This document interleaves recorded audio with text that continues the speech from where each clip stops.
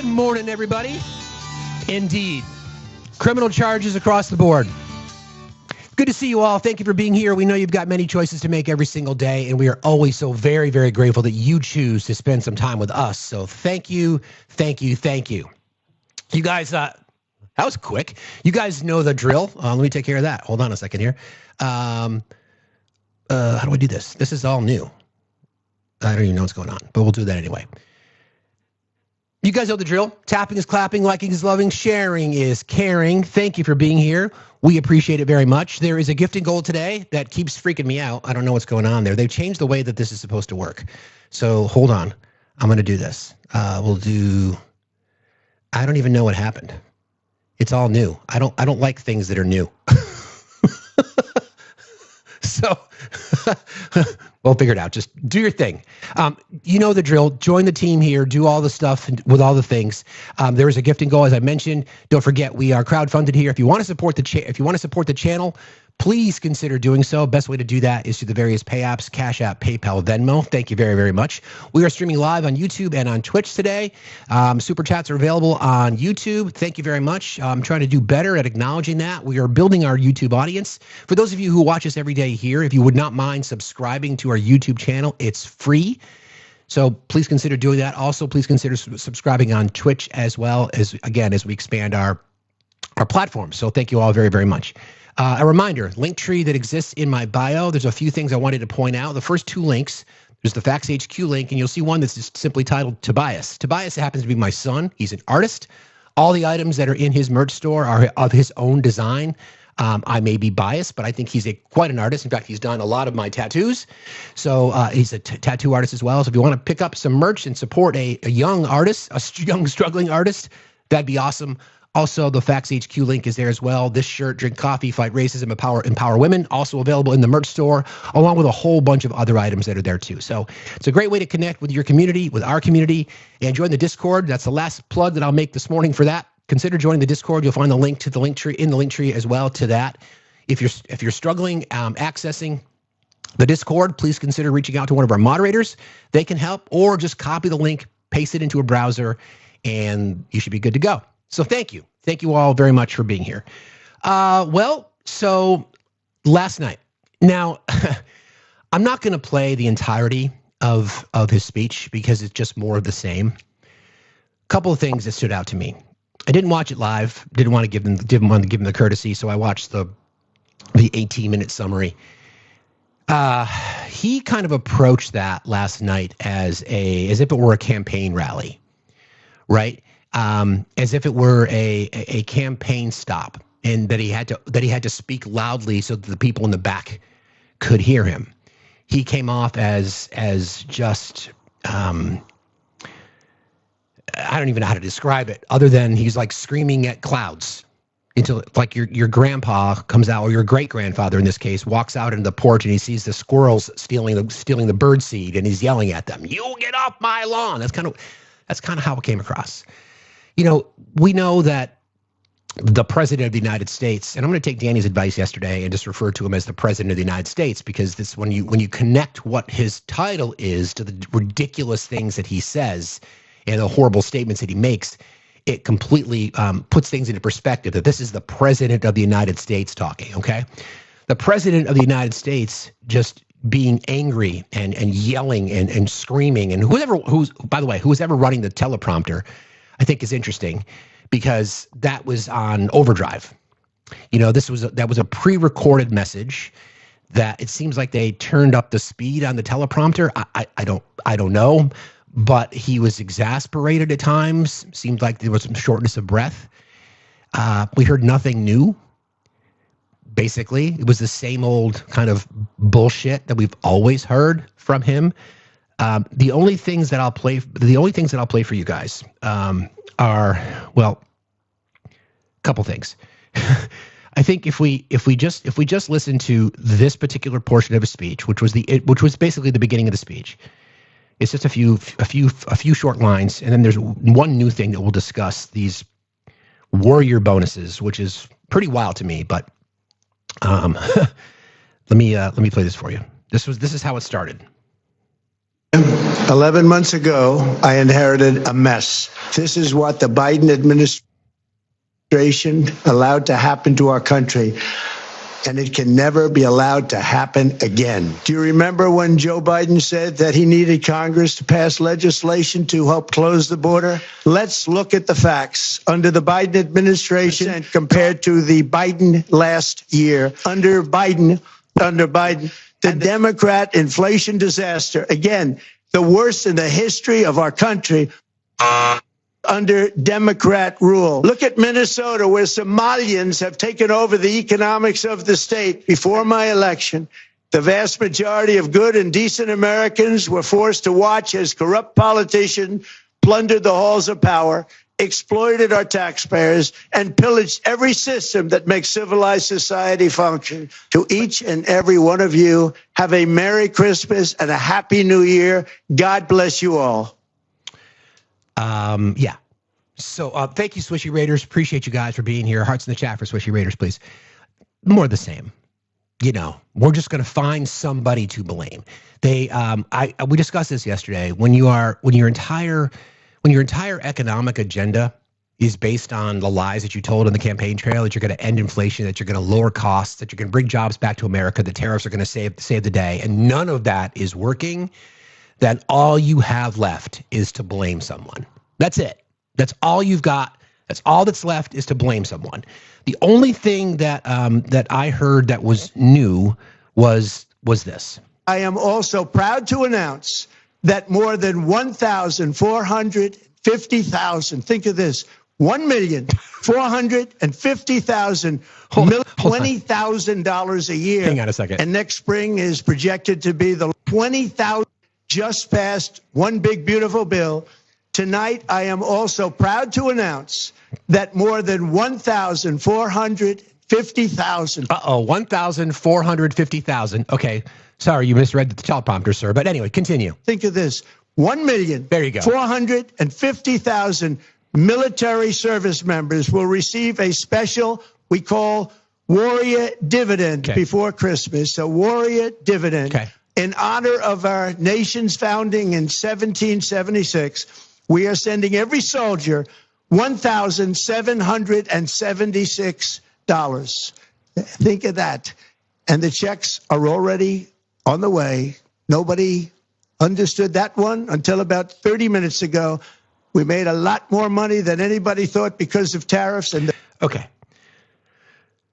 Couple things. I know that there are active duty military in our community and people who watch us here every single day. So, and people who are hardcore, devoted Trump followers who I would consider you all oath breakers. But apparently he did not let anybody know that there's going to be checks in the amount of $1,776, $1,776, right?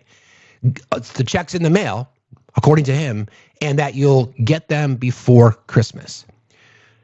Here's the problem with that. First of all, he does not have the ability to do that.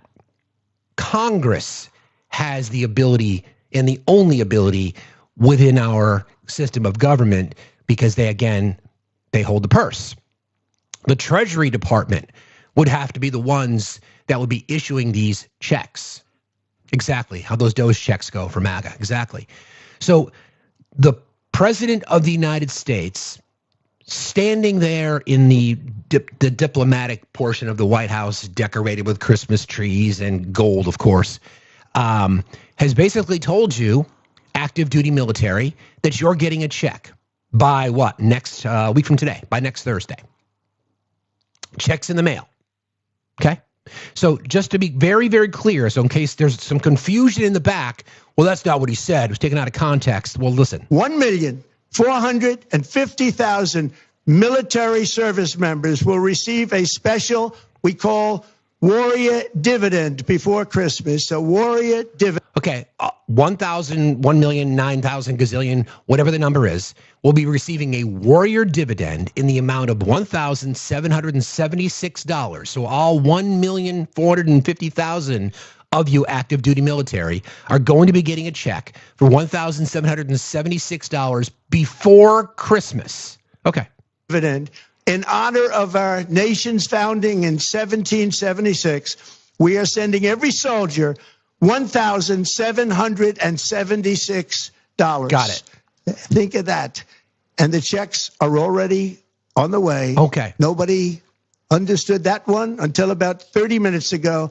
We made a lot more money than anybody thought because of tariffs. So that's interesting. So are you saying, Mr. President, that you basically just came up with this idea on your own, and then you went out there and decided you're going to use an Oval Office address, so to speak, even though it wasn't technically in the Oval, just to tell people 1,450,000, whatever the number it is. I think somebody did the math in the chat. $2.5 billion. Did $2.5 billion in checks going out to, the Warriors in the amount of $1,776. The check is already in the mail, right? Check is already in the mail, and that money will be in your bank accounts by Christmas? Congress already approved it, did they? Did Congress already approve that? How would that have happened? When did Congress approve it? Did I miss something? Do we have any evidence at all that Congress has approved that? How would Congress approve it if nobody knew about it up until 30 minutes ago? You got your check last night via direct deposit? Is that true? Let me check in here. Has anybody who's a veteran or active, I should say not a veteran, an active duty, have you received your check? Have you? I'd like to know. We have a member of our mod community. Hearts in the chat for Jess right there. Husband's active duty. Have not. So Congress would be the ones that would appropriate this. And if the president is just informing people now, like 30 minutes ago, how would Congress have had any time to do that? And believe me, in the 24-hour, 7-day-a-week news cycle, we would certainly know if it was in the National Defense Authorization Act. I don't think so, because that hasn't even been passed by the Senate yet. So just FYI. So I don't know what people are talking about. I'm just checking in something. So is it a private donor? Are people just going to be? I mean, I don't know.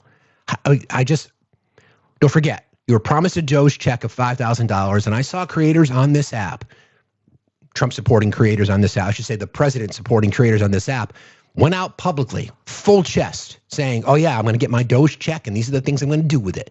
What a great patriot president is. And then you were promised you're going to get these dividend checks from all the tariff revenue that we got. Has that come yet? Nope, none of it. So you expect, are you truly, is this Lucy and Charlie Brown in the football again? Are you all really that gullible that you're going to believe that this is happening too? I don't know if $1,776 is enough to obey an unlawful order, quite frankly. Sounds like a bit of a bribe to me, but I'm just saying. Yeah, so there's no checks. There are none. We don't have any checks, okay? It's not happening. And if I hope I'm wrong. I hope I'm wrong. I just don't see how that's possible, considering Congress is on vacation as of today, and we're going to talk about that again. And they're not coming back until next year, until the calendar flips. Okay, until the calendar flips, you're not getting any work from Congress at all. Okay. Anyway. Let's go back to some of the highlights. There's a couple of ways I want to approach kind of covering the events of last night. Obviously, the president just doing what he does, and as I mentioned last week, this is politically strategic in hopes that he can remind people. Yeah, Biden held up. That's right. Biden held up the checks. That's right. Good point. Good point. The current president just came up with this idea 30 minutes ago, but it was Joe Biden's fault that the checks haven't gone out yet. What about Biden? It's his fault. It's totally his fault. I forgot. Thank you for that reminder. I completely forgot about that. It's Biden's fault. Anyway, damn it, Obama. Yeah, it's Obama's fault too. God damn it. It's probably Stephen King's fault. You know, it could have been Kipper's fault. I think, Kipper, did you do that? It's Kipper's fault. how gullible must one be? My audio and video aren't lining up. My audio and video aren't lining up. Is anybody else seeing a glitch? Seems fine to me. My audio and video rarely line up. Hey now. I'm just saying. Does everything look okay? No? You're fine here? No, it's fine. Got it. Okay. So that's the only highlight that I took out of last night. Just the differences. I wrote a few things down. Framed the past 11 months as a dramatic turnaround from what he called the failures of the prior administration, repeatedly blaming former President Biden for issues like inflation, crime, healthcare costs, immigration challenges. He went hard on the healthcare thing. We'll talk about that too, because of what happened in Congress yesterday was like nothing I've ever seen before, like literally denying an active member of Congress to vote. Thank you, Jess. Thank you. Got me. Literally denying a voting member of Congress their ability to vote so they could skirt around the issue. We'll talk about that in just a moment. But again, going back to the address, he claimed the U.S. economy is improving and promised an upcoming economic boom, asserting that prices are falling. This is from Reuters. Are failing and missteps of the past have long been corrected. Again, the major announcement of the 1.45 million U.S. service members. Trump highlighted support for a Republican proposal to send cash directly to Americans to help with healthcare costs instead of the ACA, though the plan lacks any sort of congressional backing. The address was delivered in a campaign-style rhetoric, focusing on political arguments rather than unity, and featured frequent criticism of Democrats and past policies. Apart from the military bonus and broad mention of future initiatives like housing plans and naming a new Federal Reserve chair, the speech offered nothing new. So Americans that are struggling, I've now officially resigned to the fact that my healthcare premiums are going to go up by $1,100 as the calendar flips to next year. So that's great. I'm one of the people who are impacted by this. Mike Johnson doesn't care. Mike Johnson doesn't care. So he was caught yesterday. He did an interview in what he thought were his safe spaces, but he's been getting called out more and more. So this is we're going to get into the whole discharge petition vote, but I think this is a very telling moment when Mike is doing the rounds, attempting to defend what the Republicans are doing, but more importantly, to diminish people that are on the ACA. So this is Mike Johnson. I think he was actually interviewed on C-SPAN, but this is wild. So he's speaking to me and other people that are other Americans that are on the ACA. Don't want to fix this, that they would like to use this as a political issue in elections next year for the House that come up in November. It's a pretty good issue if you have Americans who are paying a lot more for their health care insurance and feel like they can't afford it. Do you think that this is an issue that will hurt you come November? Well, no, because what we do is confront false narratives with the truth. I mean, we can demonstrate the timeline of how and when Democrats broke the system and the timeline of what Republicans have done to try to fix it, what we are currently doing now to fix it. And You said that the Democrats don't want to fix this, that they would like to use this as a political... That's not the one I wanted to play. I've got a better one for you. Because it's my little bitch boy doing things that he shouldn't have done. Where is that sound? Hang on a second. Yeah, I know you guys. Oh, you guys are gonna hear from from our old friend Peter Navarro, because he's back in the news, considering that he said some very interesting things yesterday. So here you go. This is the sound I wanted to play. Part of that same interview, but this is Mike Johnson. This is the Christian man, the God-fearing man, the Bible-loving little bitch boy. Son's corn partner, that guy. I've got somebody made a comment. I'll address that in just a second. Hang on. Here we go. Democrats are pretending as though this affects everybody in the country. It affects 7% of Americans. Oh, okay. So 7% of Americans is totally fine. Cool. Got it, Mike. Extended subsidy. Okay. And of those, even if it was extended without any reforms at all, it would only reduce that small group of Americans' premiums by 5.7%. The Democrats have tried to pretend as though this is all about Americans. No, I understand that this is not for everybody, but it's 22 to 24 million Americans, and it is 22 to 24 million Americans. Mike, I'm one, you little bitch. Are some Republicans whose districts are going to face some real trouble and some real issues with this. We've talked to some of them. I understand that Mike Lawler from New York was particularly upset yesterday, that he was kind of furious about it, said it's idiotic, it's political malpractice. That's what he told Axios on some of this. They said they could hear him yelling from outside the room yesterday where all of you were meeting. Well, no. I was in that room with him, and Mike Lawler's one of my close friends. In fact, I was with him in his district in New York City just 2 weeks ago, campaigning for a couple of days, raising him money and helping him get reelected. He's an essential member of our conference and a really smart guy.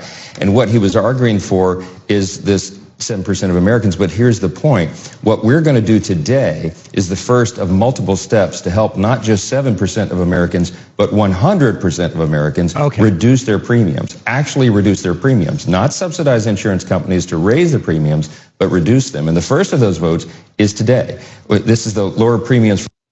Okay, so let's understand a few things, right? We're going to talk about this. Mike Johnson denying even a vote on the ACA subsidies is one part of this, but you heard it. 22 to 24 million Americans.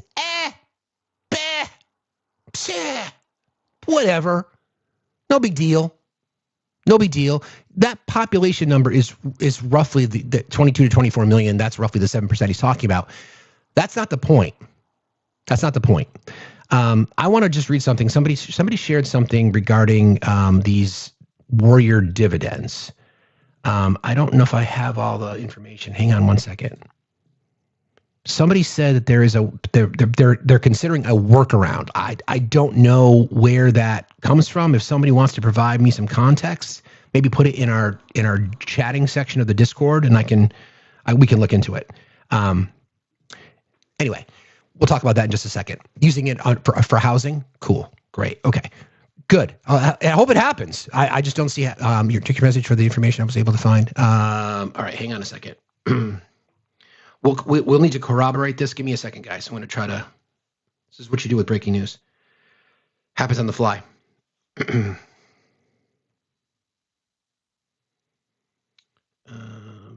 on one second.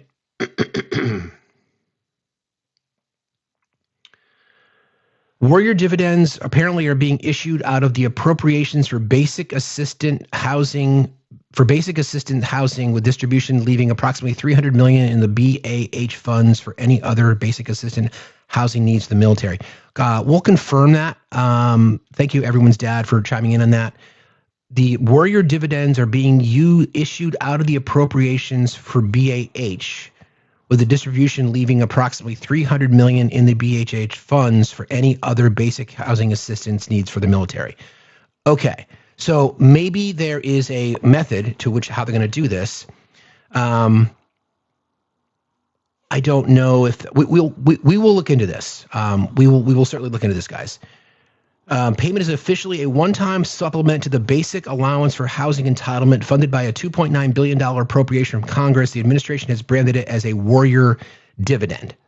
Okay, so the payment is officially a one-time supplement to the basic allowance for housing, or BAH entitlement, funded by a $2.9 billion appropriation from Congress. The administration has branded it as a warrior dividend. In theory, if this is true, then they wouldn't necessarily need congressional approval if, by the way, the monies have already been appropriated. We'll continue to look into that. Okay. Hope it happens. I guess that would mean, in theory, I do have a breaking news sounder. Hold on. I missed that. Again, payment is officially a one-time supplement to the basic allowance for housing entitlements funded by a $2.9 billion appropriation from Congress. The administration has branded it as a warrior dividend. Okay, so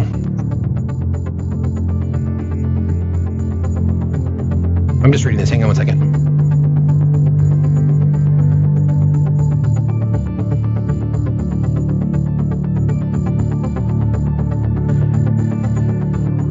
It would then leave roughly $300 million left over for appropriations. And then the question then would be, would the remaining $300 million be enough to continue to cover basic housing assistance? Yeah, exactly, Jess. All right, we'll look into this a little bit more, but thank you everyone's dad. Thank you for my team. This is why I love you guys, because like we talk about something and I got 1,000 people saying, here, this is what we found, and this is what we do around here. So thank you all very, very much for that. Anyway, back to this topic, the specifics around what Mike Johnson was discussing yesterday, diminishing people that are on the ACA, because there was no appetite at all for Republicans to vote on this. So we got the discharge petition yesterday, right? We got the discharge petition. We got 4 Republicans that have signed on to it, where it was then surprising that this bill passed the House, the Republicans' health care plan that is not a health care plan at all. It's not going to pass the Senate because you're going to need 60 votes. They're not going to end the filibuster. The Republicans are not going to do that. They're not going to use the nuclear option. That's not going to happen. So 2 things are true. 2 things that we know for sure. 1, Congress is going into recess today. They're going to be done until the end of the year, or to the beginning of the next calendar year, probably a week into the year when they come back. That's one side of it, which means those ACAs, subsidies are going to expire at year's end. Okay, so your premiums are going up. Premiums are going up across the board. It's not just the, it's not just the ACA side. I gave you guys this model yesterday. When employers are researching their health care plans and their benefits for their employees for the following year, they've already done the work. Okay, so they've already done the work. They've already investigated. They know what those premiums are going to be. So this has been factored in when insurance companies provide their insurance programs for these employers, right? Which means that even if they were to eventually pass the ACA subsidies or to address the rising cost of premiums, it's too late for these plans. You're already in. So your premiums are already going up. It doesn't matter what Congress does at this point, with the exception of the ACA. The funny thing about the Republicans' plan, though, is it did not repeal Obamacare. In fact, they leaned in on some of the elements of Obamacare as part of their new health care plan. So this is what I mean, right? This is what I mean when they don't have a solution. They've had 15 years to come up with something, and they've never done anything about it, other than complain, other than diminish people, other than to claim that there's rampant fraud. There's this rampant fraud that exists in the ACA marketplace, and it's not true. Sure, there's fraud. Of course, there's fraud across the board. But to consider it rampant fraud, waste, fraud, abuse, I mean, it's just fucking nonsense. So this is the reality of what we're living in right now. We have a broken healthcare system. The Republican Party is 100% responsible, and we know that because they can't even make up their own minds what they want to do. So the infighting, the screaming and yelling that Mike Johnson Bitch Boy tried to diminish yesterday was real. Moderates in the House, moderates are what's referred to as the majority makers. Moderates in general that you don't really hear from a lot, they're the ones that are making the sausage, right? People love sausage, but they don't like to see how it's made. Don't do it. Don't do it. Anyway, they're the ones that make the sausage. They're the ones that are the most angry because they're the ones that have to go back to their districts and sell this. What do Republicans have to campaign on? Think about it. What do they have to campaign on? They can't campaign on the economy. They can't campaign on job creation. They can't campaign on, no more foreign wars. They can't campaign on transparency. They can't campaign on job creation. They can't campaign on any of these things. So these 4 Republicans who signed on to this discharge petition, they can at least go back to their district and say, well, at least we tried. At least we tried. Yeah, they can't, you're right. They can't mention Trump either. So they're stuck. So again, I want to go back to the government shutdown. I'm not up here to say, I told you so. But that was the right move politically for those 8 Democrats to vote with Republicans to reopen the government, because it put the burden right squarely on Republicans to solve this healthcare crisis, and they can't solve it. They aren't going to solve it. They won't solve it because they don't have a solution, and they need the revenue from the ACA subsidies going away and from the Medicaid cuts and the cuts to SNAP to pay for tax cuts for the rich. Just think about that. This is what we're fighting over. How to give billionaires tax breaks. Not taking care of the less fortunate. Not taking care of people like me and 23 million other Americans who are on the ACA. Not us. No, us hard-working Americans, right? I was talking to my daughter last night as applications are still coming in like that. And she's like, she got this plan. She's very driven. She go to college, graduate, potentially grad school, and get a job. I'm like, why rush? It's like, what do you mean? I said, well, why rush? I said, I've been working since I was 12 years old. I'm 58. Like I've been busting my ass since then. Why rush? Why grow up so fast? Experience life a little bit. Live. Enjoy yourself. So we have this culture that conditions us to just to work, right? To work. Yes, I'm 58. To work. Who are we working for? What are we getting out of it, right? What are we getting out of it? We certainly don't have freedoms. We certainly don't have rights and liberties and justice for all protected. We certainly don't have the opportunity to promote the general welfare. We work for the crony capitalists, the people that are taking our fucking money every single day. Our government, currently by this administration, dog shit personified, is making it easier for those people to continue to enrich themselves. Unemployment is up 4.6%, highest since COVID. Inflation is up since April, every single month. We're expecting to get the CPI numbers this morning, if they're not already out. Maybe they are. Who knows?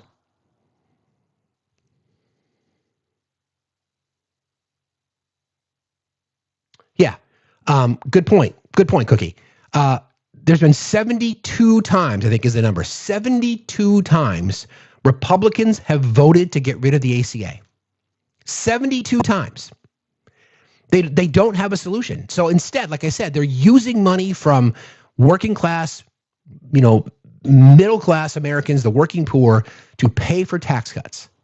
So our money going to provide tax breaks for the people that are ripping us off. I mean, if that's the model that we live in now, and I don't know why it would be a surprise to anybody, but it is apparently. Dr. Michael, how are you today? I'm doing okay. How are you doing? I'm okay. What's on your mind? Oh, I tuned in and you were talking about healthcare, and I just wanted to chime in for a moment. I gotta say, I am just greatly disheartened by this whole thing. With them letting the subsidies sunset, with them essentially writing off, the people who are going to require those. I live in a relatively rural community, and I know a lot of people who are not well off. And my community that I provide healthcare for are not well off, and people are going to suffer and struggle and not thrive because of these sorts of choices. It's just, it's just discouraging.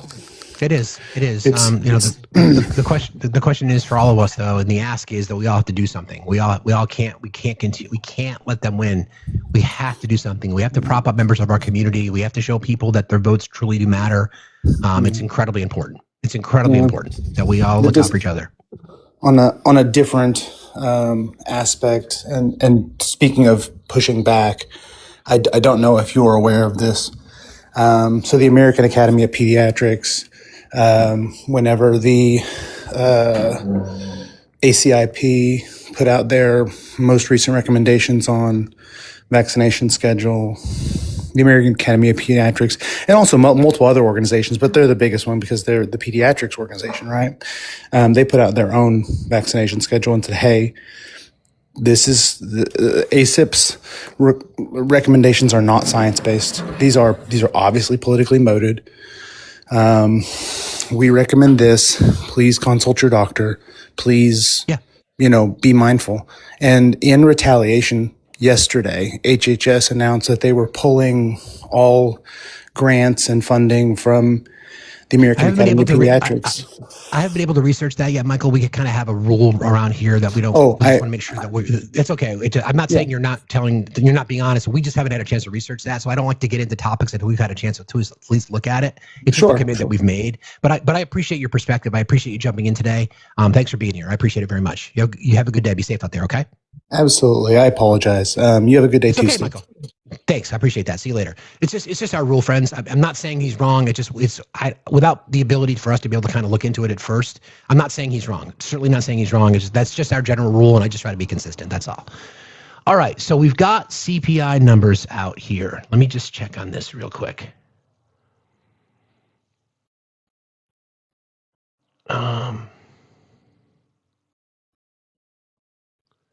It looks like.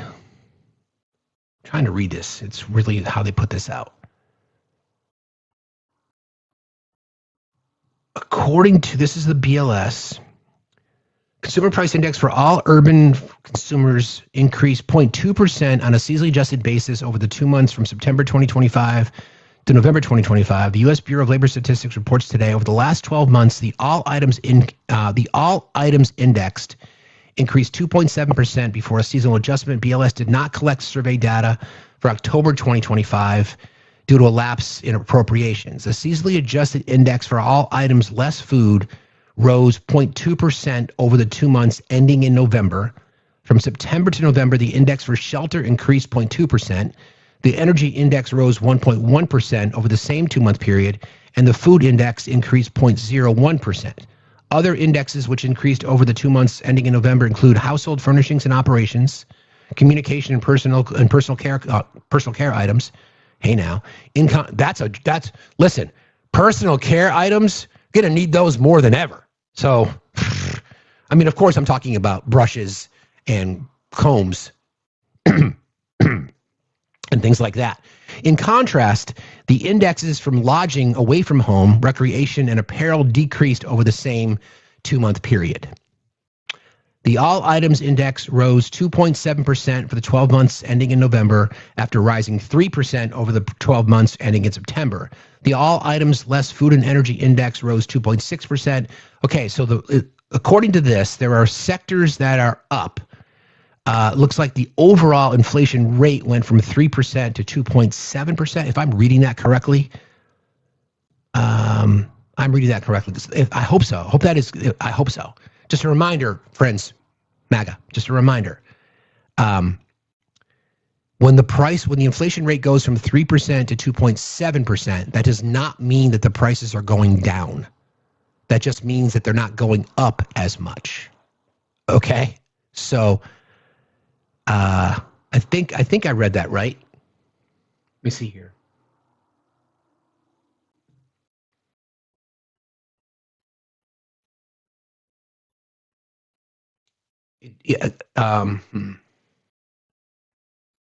Unadjusted 12 months ending November 2025. All items. I'm not sure I get your comment, Tiff. The index for all items less food and energy. Okay, so here's the thing. Less food and energy. Over the past 12 months, the shelter index increased 3%. So they're parsing out items here, if I'm looking at this correctly. Food at home is up. Food away from home is also up. Energy is up. Energy commodities are up. So they removed certain items. I'm not sure if that's how they've always been done, but it looks like the overall rate as advertised is 2.7%, but they make a clear delineation saying that they removed certain things. Hang on a second here. Sorry, I'm reading this. I'm reading this in real time. You guys are great for hanging in there with me. The seasonally adjusted index for all items, less food and energy. So they've removed some of the biggest drivers to the inflation rate. Tiff and guys, am I reading that correctly? It seems like they are removing some of the two most volatile categories, food and energy. Taking those numbers out puts the inflation rate at 2.7%, which is down from the previous month. Am I reading that correctly, you guys? Would that be a fair assessment?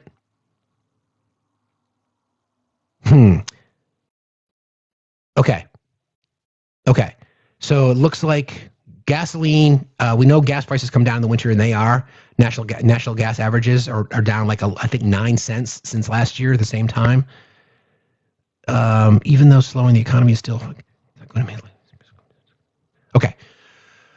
All right, this is what you get with real time, trying to figure this shit out on the fly. So it's not necessarily new that they categorize it that way, but it looks like what they did, they always do it but minus food and energy. Okay, so yes, so it's normal that food and energy costs are not included in the CPI rate, but those particular categories, especially on the energy side, is up. So energy is up overall 4.2%. A lot of that's driven by electricity, and also food items are also up. Food away from home in particular compared to last month. So the overall inflation rate is great. You'll hear them talking about, I shouldn't say great, it's down. You're going to hear them talking about that a lot today, which they can do. But when you peel it back and then you add the 4.6 unemployment number that we got yesterday or the day before, and we're losing, record job losses over the course of the last few months. It's because food and energy are not stable, which isn't wrong. That's true. But it was still done to make the inflation look less bad. Okay. So I think what we can safely say here is that the overall inflation rate, when we talk about the rate month to month, is down from 3% to 2.7%. But food and energy, two are the highest drivers of the overall pain that's being inflicted on American taxpayers and middle-class Americans in particular. Those categories are still up. Mods, are you comfortable with me making that statement? Because that's how it looks to me. I'm going to go with that. Okay. I'm gonna go with that. All right. So we'll continue to track that over the course of the day. I'm sure you're going to hear a lot of press about it, which is fine. We want the press to cover it, which is great. Fantastic news. Okay. Hang on one second here. Let me just check in on this side of things. Again, reminder, friends, that we are crowdfunded here. You want to support the channel, please do so. And you can do that at Factsstillmatter, Cash App, PayPal, Venmo. Just want to make sure I'm not missing any of those. Also, we are streaming on YouTube today. And if you'd like to support the channel there, you can do so through the various means of which YouTube has ways to support the channel, which would be through Super Chats. So thank you very much. Okay. Sorry, I got a little distracted there, but when you're trying to cover breaking news, that's what you get. Okay, I want to talk a little bit about the Susie Wiles situation, because the more and more I've thought about it, the more and more I think it was a very calculated and, quite frankly, brilliant from her part. So what happened in this 11-month story that was released by Vanity Fair yesterday? It's gotten lots of people talking. This is something I don't know if enough people have talked about it, and I thought about it last night because I was reading the story again. You'll notice, if you've been through it, that there were some obvious criticisms made of members of the administration, numerous members of the administration. Let's see. Let me give you the list of people that she went after, because it's pretty obvious. And then we're going to talk about Jack Smith this morning. We're going to talk about Dan Bongino this morning, and then we're going to talk about the growth and the expansion of these white societies across America. And it's not exactly what you want to hear. But let me give you some points of what I'm talking about here. When we were talking about the people that she was being critical of, and I'll give you some examples. These are some of the people that she was critical of, and the quotes that she said in this article. Trump has an alcoholic's personality, a view that there's nothing he can't do. J.D. Vance, the vice president, has been a conspiracy theorist for a decade. Russell Vought is a right-wing absolute zealot. Pam Bondi completely whiffed on the Epstein files rollout. The administration, we had an agreement that score settling would end within 90 days. She talked about economic policy, tariffs are more painful than expected, et cetera, et cetera, et cetera. The only person that she did not call out on that list was Marco Rubio. In fact, she said compared to this, she said some pretty glowing things about Marco Rubio. Wiles described Rubio's role in the administration as essentially the translator, implying that he helped mediate or communicate positions within Trump's inner circle. Marco earned the label of the translator, as reported by the Times, summarized in the Vanity Fair profile. So so Marco Rubio is on his way to Panama. We call him and say, "You are Senate confirmed. You're going to have to be the custodian, essentially, of USAID." Okay, he says. She basically said he's the only adult in the room. Now, that's significant because I firmly believe that this was sort of Susie Wiles', swan song, that she's planning on leaving the administration. Chiefs of staff don't normally stick around. I think Donald Trump had 4 or 5 chiefs of staff in his first administration, and now Susie Wiles. I think this is her way of saying, listen, I'm going to expose some of these people that I believe are completely fucking whack jobs. When you're calling somebody who's setting your economic policy a right-wing zealot, et cetera, et cetera, et cetera, I think she's planning on going to support Marco Rubio for a presidential run, which I think is really, really interesting because she is really well respected within the conservative circles. She's nuts politically, as far as I'm concerned, the things that she believes. We'll talk about that in just a moment. But I think that Marco Rubio stands to gain from her being part of the administration. And then that creates the divide, right? That creates the divide within the administration currently because Peter Thiel certainly wants J.D. Vance running the show. And then the more moderate, potentially less extreme conservatives would likely prefer Marco Rubio. He was the poster boy. This goes back. Remember the whole of the drinking the water after Obama's speech, and he was the one that was anointed to be the face of the Republican Party. I don't think that is. I don't think that that's a stretch to think that the Republican Party might like a little bit of normalcy back. I agree. He did sell out, but compared to everybody else in this cabinet, compared to everybody else that's the dog shit personified, compared to all of them,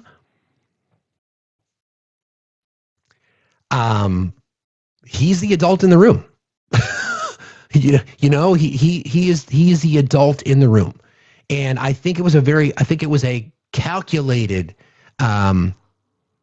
interview that Susie Wiles did with Vanity Fair. There's been a lot of conversations and a lot of let me back up a second.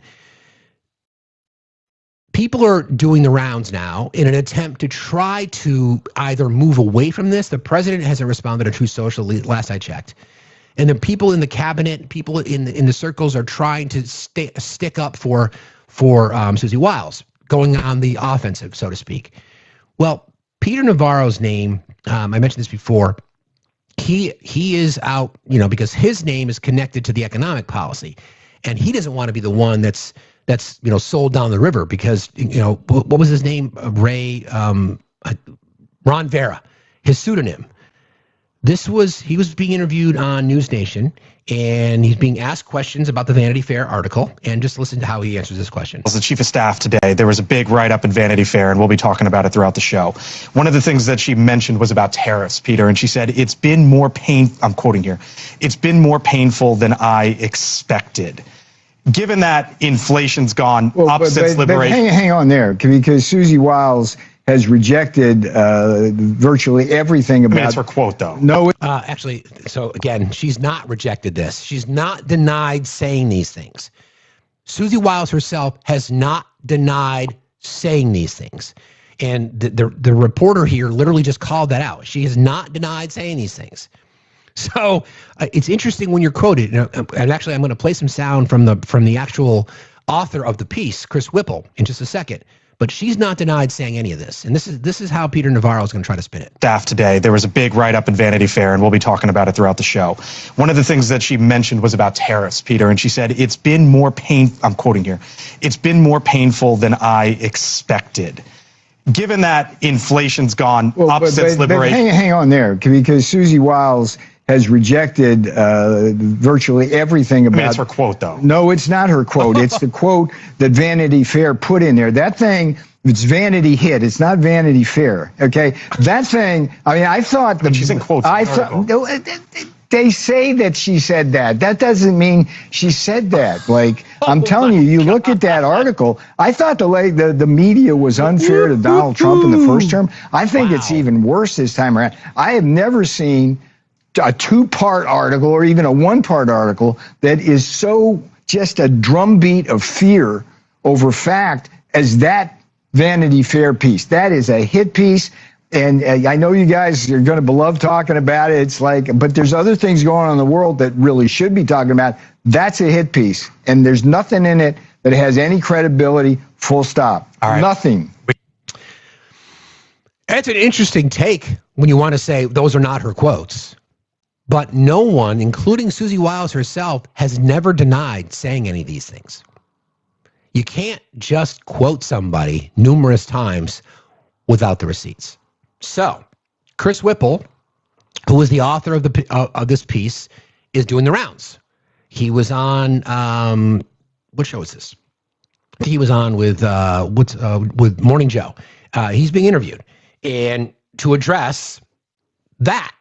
Right? So Peter Navarro going on the record saying that this is all made up, that these are lies, that they're not quotes. Okay. What does the author of the piece have to say?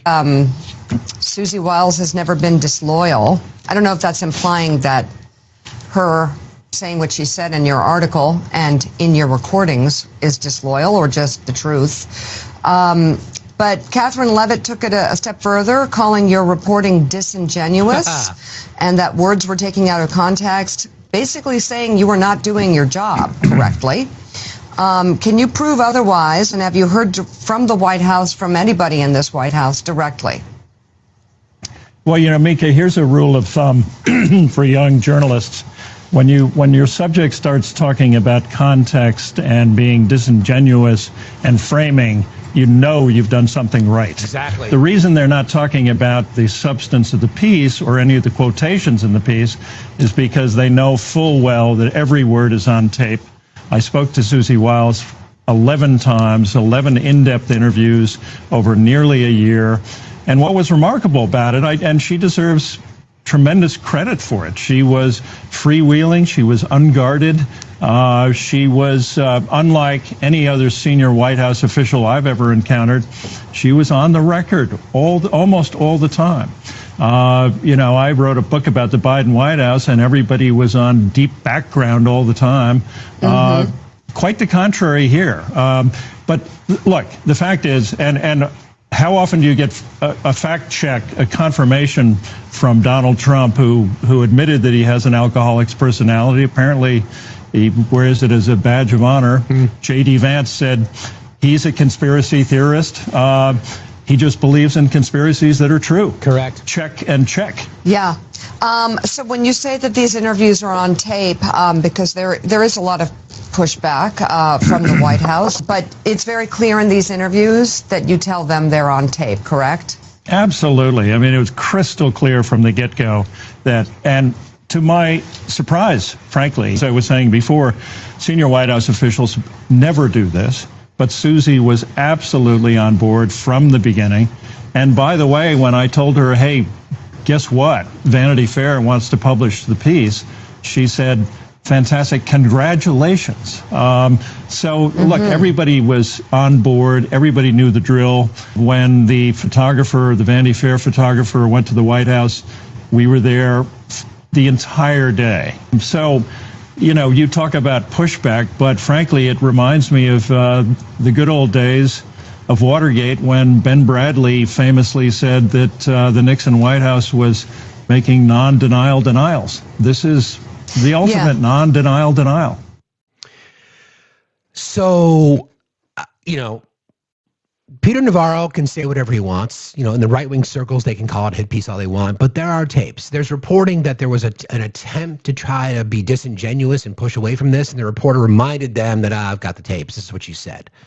So the president acknowledged the fact, oh, yeah, I'd certainly behave like an alcoholic, even though I don't drink. And he doesn't drink. There's never been any evidence that he does. He used a lot of Adderall and a lot of apparently nose candy from the 80s. But I'm not going to make that accusation. Those are just allegations that have been made.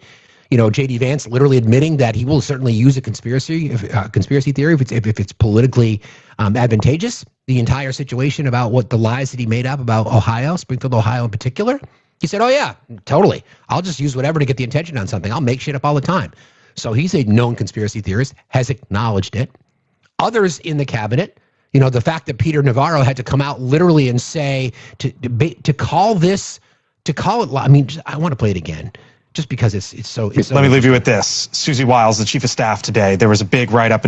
After you just heard the actual reporter, Chris Whipple, who did this investigation, after you just heard what he said, this is what Peter Navarro has to say. Vanity Fair, and we'll be talking about it throughout the show. One of the things that she mentioned was about tariffs, Peter, and she said, it's been more I'm quoting here, it's been more painful than I expected. Given that inflation's gone up since liberation. But hang on there, because Susie Wiles has rejected virtually everything about her quote, though. No, it's not her quote. It's the quote that Vanity. No, it's not her quote. That's what a quote is, Ron Vera. That's what a quote is, my guy. Vanity Fair put in there. That thing, it's Vanity Hit. It's not Vanity Fair. Okay, that thing. I mean, I thought she's in quotes. They say that she said that. That doesn't mean she said that. Like, I'm telling you, you look at that article, I thought the media was unfair to Donald Trump in the first term. I think it's even worse this time around. I have never seen a two-part article or even a one-part article that is so just a drumbeat of fear over fact as that Vanity Fair piece. That is a hit piece. And I know you guys are going to love talking about it. It's like, but there's other things going on in the world that really should be talking about. That's a hit piece. And there's nothing in it that has any credibility, full stop. All right. Okay.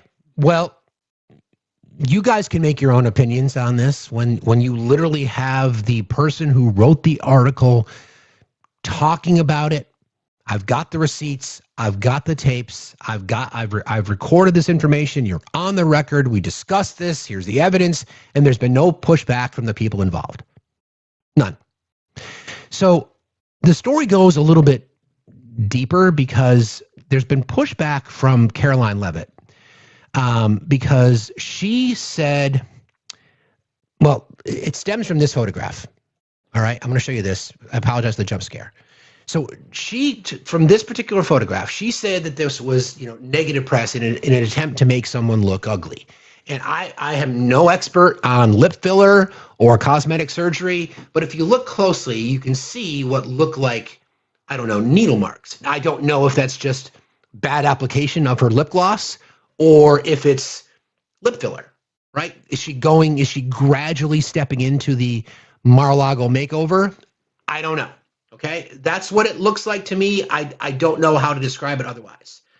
So there's been a lot of push from the people that are saying these are negative images. Well, the photographer involved, we talked about this with my mod team last night. The photographer involved has a particular style that he uses, and his style is candid. His style is meant to be dramatic. But when you have, exactly, somebody just said it, when you have hate in your heart, it shows itself, right? So there's pictures of Obama that he's taken in the past, other famous musicians and artists across the board. This guy is a Pulitzer Prize winner. He's an amazing photographer. Those were, space between her nose? Anyway, photos altered. Okay, cool. So Vanity Fair published this two-part interview series with White House Chief of Staff Susie Wiles. The magazine also featured other prominent members of Trump's second administration, including Press Secretary Caroline Leavitt. Leavitt, who is described as Trump administration's mouthpiece by Vanity Fair, was photographed up close for a portrait in which apparent lip filler injection sites were clearly visible. The image sparked near immediate disbelief online, with one commenter writing, quote, "jump scare," and another remarking, "no trigger warning is insane," on Vanity Fair's Instagram post. The image was taken by photographer Christopher Anderson, who is known for his up-close portraits, which have also been published in the New York Times, Esquire, Wall Street Journal, among others. Very close-up portraiture has been a fixture in a lot of my work over the years. and its accompanying images went viral on Tuesday, particularly political portraits that I've done over the years. I like the idea of penetrating the theater of politics. Hey now, Anderson also photographed Wiles, Vice President J.D. Vance, Secretary of State Marco Rubio, Homeland Secretary Advisor and Deputy Chief of Staff Stephen Miller, etc. White House Deputy Chief of Staff Dan Scavino and Deputy Chief of Staff for Legislature, Political and Public Affairs James Blair. While all of their portraits were taken in a style similar to Levitt's, the photographer insisted he was not trying to portray anyone in an unflattering manner. I know there's a lot to be made with. Oh, he intentionally is trying to make people look bad and that kind of thing. That's not the case, said Anderson. If you look at my photographic work, I've done a lot of close-ups in the same style with people of all political stripes. He did say he found it interesting to be even closer to Levitt than the other White House officials featured in his Vanity Fair profile. Above all else, I tried to cut through the image that politics want to protect and get at something that is more truthful. The photographer also claimed that Miller, whom he photographed sitting with his arm draped over a couch in the White House with a stern expression on his face, came to him after the photo shoot to discuss how he depicted the White House leaders. When we were finished, Miller came up to me and said, "You know, you have a lot of power in the discretion you use to be kind of someone in your photographs," Anderson told The Independent. And I look at him and I said, "You know, you do too." The photographer added, "I don't know how much she related to that." When reached for comment about Anderson's interview, the White House spokeswoman Taylor Rogers told People, quote, "It's clear that Vanity Fair intentionally photographed Caroline and the White House staff in bizarre ways and deliberately edited the photos to try to demean and embarrass them." Rogers continued, quote, "Caroline is a beautiful person and truly one of the most incredible people you will meet in politics, and she is doing an extraordinary job serving the American people as the White House press secretary." Okay, well, I think it's interesting that you said that because I want to go to the tape a little bit, Caroline, because you were just labeled by a White House spokesperson as honorable, as having a difficult job. Well, this happened earlier this summer. I found this and I remembered this soundbite. Again, based on what we were just told by this spokesperson saying that Caroline is one of the most honest and integrity-filled individuals you'll ever find. Well, this is what Caroline Levitt said earlier this year. Have reached out. I believe it's upwards of 200 countries. 200 countries around the world have reached out to the trade and tariff team. There are roughly 195 countries in the entire world. Okay, so she's making the claim that 200 countries. The countries that I know have reached out, I believe it's upwards of 200 countries. 200 countries around the world have reached out to the trade and tariff team. So again, 195 countries on planet Earth. So you're right. She's from New Hampshire. Explains a lot. Is that being truthful, transparent, and honest? I don't think so. Well, there's a little bit more from Caroline because this happened just recently. This was a very interesting quote that she said recently, and I want to break this one down for you as well, since I can find it. And then we've got some things that we've got to talk about today. Let me see if I can find it here. Hold on a second. Yeah, here you go. So this was just a couple weeks ago, actually just a few days ago. So this is Caroline talking about job numbers. Security, but also incentivizing investment into our country. He's gone over. Hang on. Let me start from the beginning. We know under the previous administration and Joe Biden that 100% of the jobs gained were for foreign-born workers. These were for people who flooded our country and took the jobs of hardworking Americans. And so President Trump's policies of not just border security, but also incentivizing investment into our country. He's gone overseas to recruit trillions of dollars in new investments, new jobs, economic growth into our manufacturing industry here at home. We're going to continue to see all of that come to fruition. So the lies aren't even making sense anymore. So 100% of the jobs created under the Biden administration were from foreign-born persons. That's the claim that she made. 100%. There's no gray area there. So I was curious, like we try to do around here. I went and I looked at the data. So what does the data say? Let me see. Let me find this here real quick. First of all, Joe Biden was a record job creator. According to the analysis done by the Department of Labor, U.S.-born employment increased by about 5.7 million from February 2021 to February 2024. 57%. I'm sorry, but this was slightly more. Sorry. By this measure, native-born workers accounted for a significant share, roughly 57% of total employment gains. The rest went to foreign-born workers. That is from the government data. That is from the Department of Labor. So 57% of jobs created during the Biden administration were 57% of jobs filled by native-born citizens during the Biden administration. That's a hell of a lot less than 100%. So how then do you navigate that lie? You just go there and you just tell people that 200 countries have reached out to the tariff team when there's only 195 countries in the entire fucking world. And 100% of the jobs created were created by foreign-born citizens, foreign-born people, and they weren't. And I've seen people chirping in the chat. That's still too many. Do you not want people to work? Isn't your argument that you want people contributing? Because that's what undocumented immigrants do. That's what foreign-born people do. People who are born in foreign. I'm not even going to get into the immigration debate. It's to me, it's just the fucking lies. It's just one fucking lie after another. These are the people that are considered to be some of the most reputable. What was that quote again? Caroline is a beautiful person and truly one of the most incredible people you will meet in politics, and she is doing an extraordinary job serving the American people as the White House press secretary. White House spokeswoman Taylor Rogers told People, it's clear that Vanity Fair intentionally photographed Caroline and the White House staff in bizarre ways and deliberately edited the photos to try to demean. Leavitt has not publicly commented on her Vanity Fair photos. While the internet had plenty to say about her appearance in the photo shoot, Trump himself has always made a point to praise the press secretary's looks and specifically her lips in the past, like a machine gun. Here's the quote. How's Caroline doing? Is she doing good? Trump asked the press before assuring them that his top spokesperson would never be replaced. As a reporter began to ask him questions, Trump said of Leavitt, that face, those lips, they move like a machine gun. Okay. So that's the press secretary. Photographed in what many people will say would be unflattering. I mean, I don't know, but that's the picture. She obviously knew she was being photographed. I don't know what they look like injection sites to me for lip filler.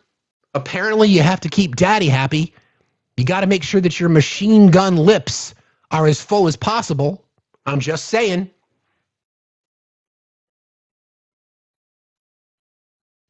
Okay, I'm not judging lip filler. If that's what you want to do, go for it. I was just going to say, it's gender affirming care, right? I have no issues with that whatsoever. The issue that I have is the attempt by the administration to deny the existence of quotes that Susie Wiles made, and Caroline Leavitt literally lying to the American people every single day, and the administration is trying to frame her as this truth teller. Transparent. Hate ages a person. It really does. Hate ages a person. And you can see it photographed. So, yeah, there's that. All right, let's go back to this. Everybody, tapping is clapping, liking is loving, sharing is caring. Don't forget, we are crowdfunded here. You want to support the channel? Best way to do that is Cash App, PayPal, and Venmo.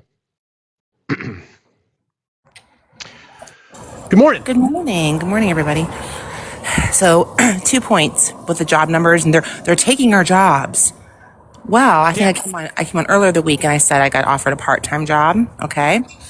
And not to say, but I just was offered a full-time position this week, but they're taking our jobs.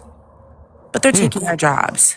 I'm born and raised here in this country. You know, I'm a Caucasian female, but they're taking our jobs. Whatever. Taking our jobs. Yep. Whatever. Number one. Number two, as we see, beauty is in the eye of the beholder, and we're all going to age. Those pictures are not, they're just as we are.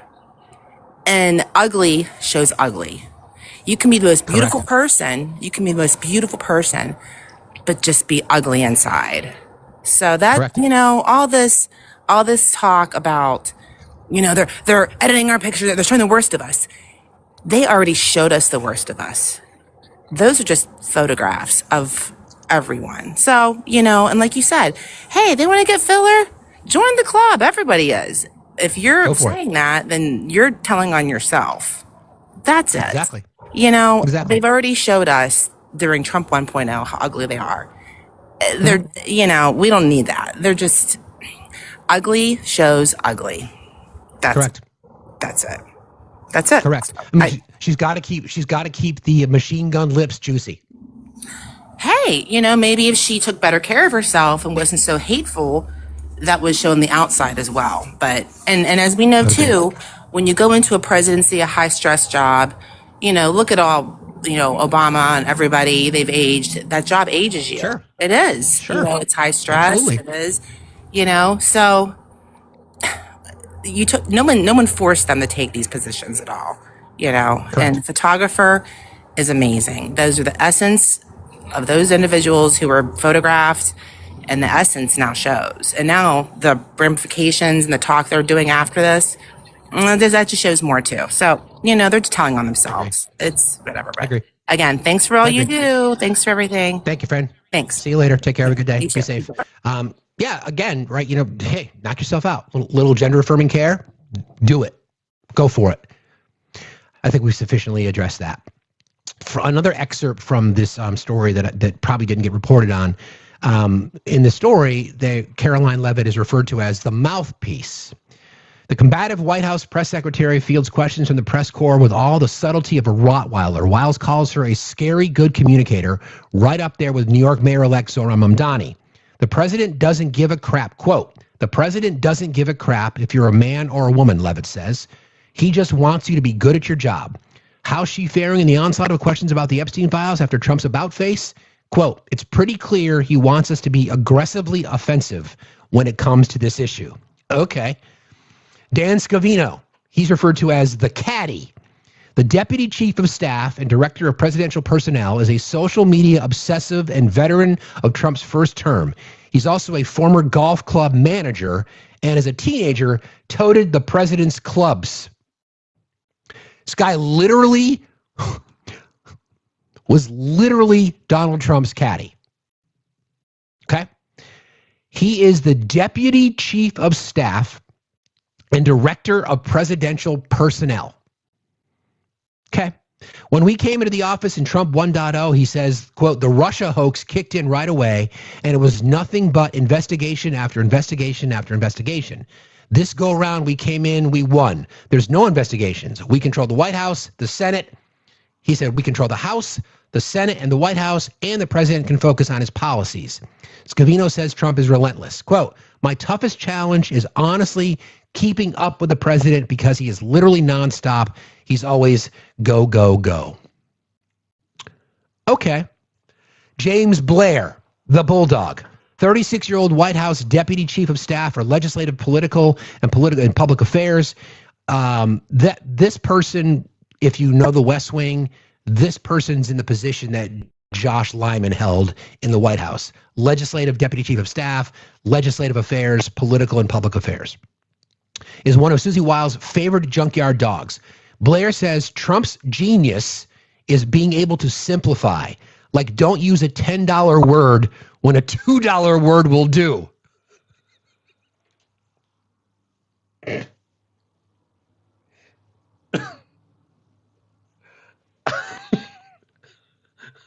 Smart people don't like me.